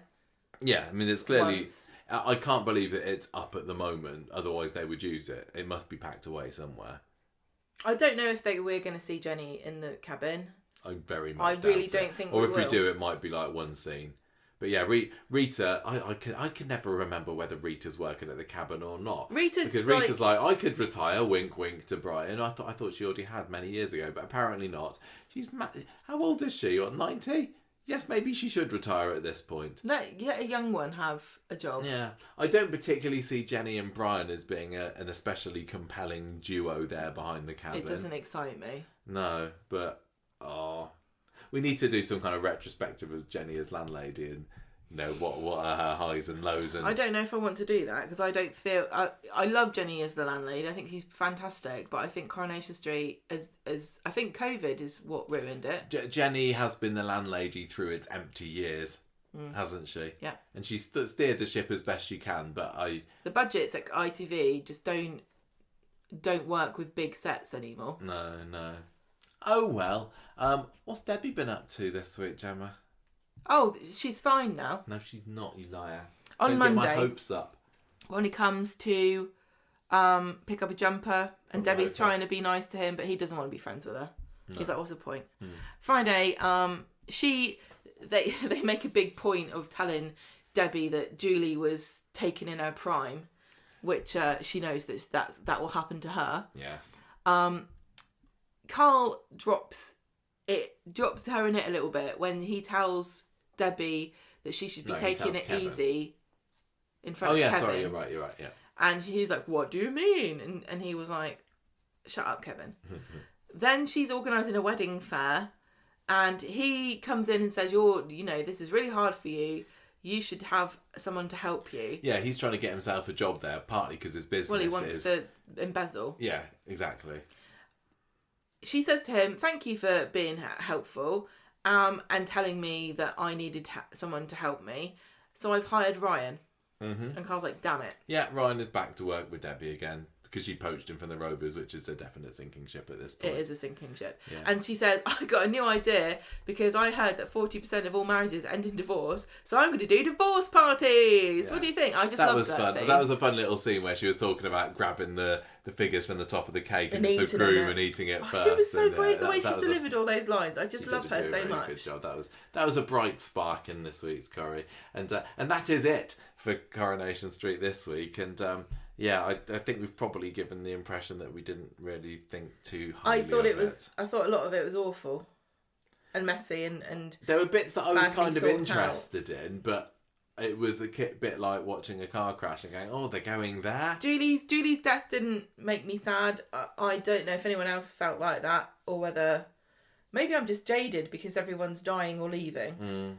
I'm still confused about Theo.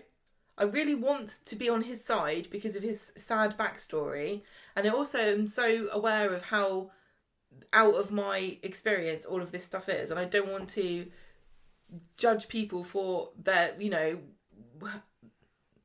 things that are beyond their control. I just feel as though Theo's completely in control of what's happening, and he's making really bad decisions based on something tragic that happened to him a long time ago. And I know that it's traumatic and terrible, but I just wish they had done it with a different character in a different situation. I just don't think it's fair on that story. I didn't like... I'm not interested in what's going on with Kit and Mick. I really don't like that Jenny's not the landlady or won't be the landlady anymore. I've come to terms with that. That's going to happen. And you don't like the fact that Debbie's got dementia. So I'm going to give this week 1.5 sweet. 1.5? That's your lowest score ever, surely. I think I might be about to give one of my lowest scores ever as well, actually. I wasn't going to go 1.5. 1.5 sweet, firm plums.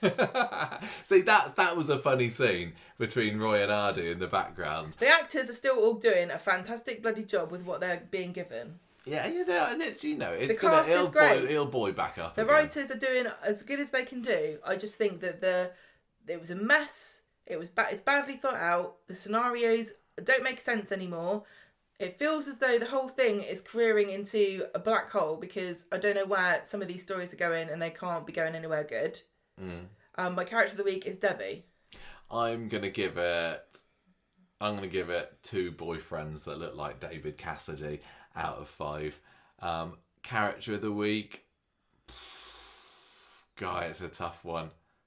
It's a really, really tough one. I think I would probably... I'd like to say Julie because when she was alive, I still like watching her. But I'm also kind of thinking you've really set your sister up here, missus. But Monday's episode should have been a triumphant moment for Julie. It should have been poignant and moving and sad and inspiring, but it wasn't at all. No, it's left me cold. And so was she. Okay. I am going to give my character of the week this week to... I mean, it probably... Mick? No. Kit? I mean, it probably was Debbie. I mean, I'm going between Debbie and Rita, and I don't know whether Rita's ever had a character of the week. Give it to Rita.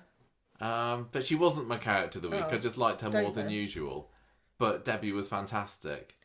Debbie gets it with just that scene of the divorce party idea. Where she's going, I'm just trying to think from the... Can I justify giving it to anybody from the Julie story? Eileen? Why? Why do you have to? Because you feel bad that you should have liked it?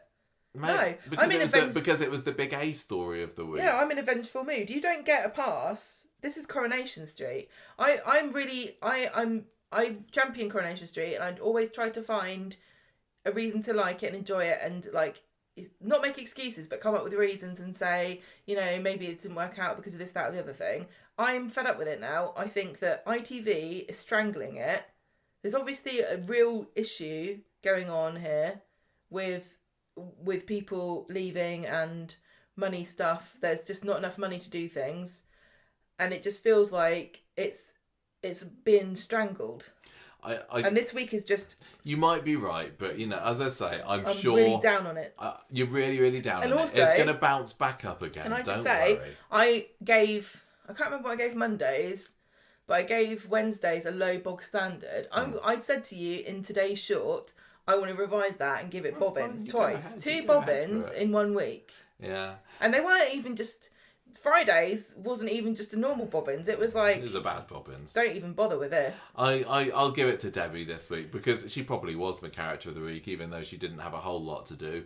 I think she was the shining light for me there.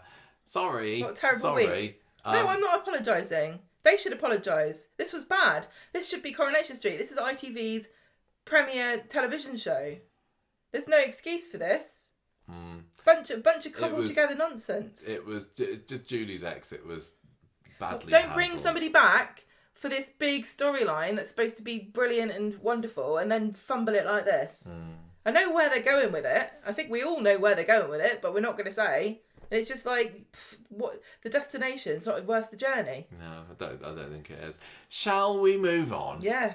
Let's I think it's probably a good idea before I say some more things. I need to make myself a cup of tea, I think.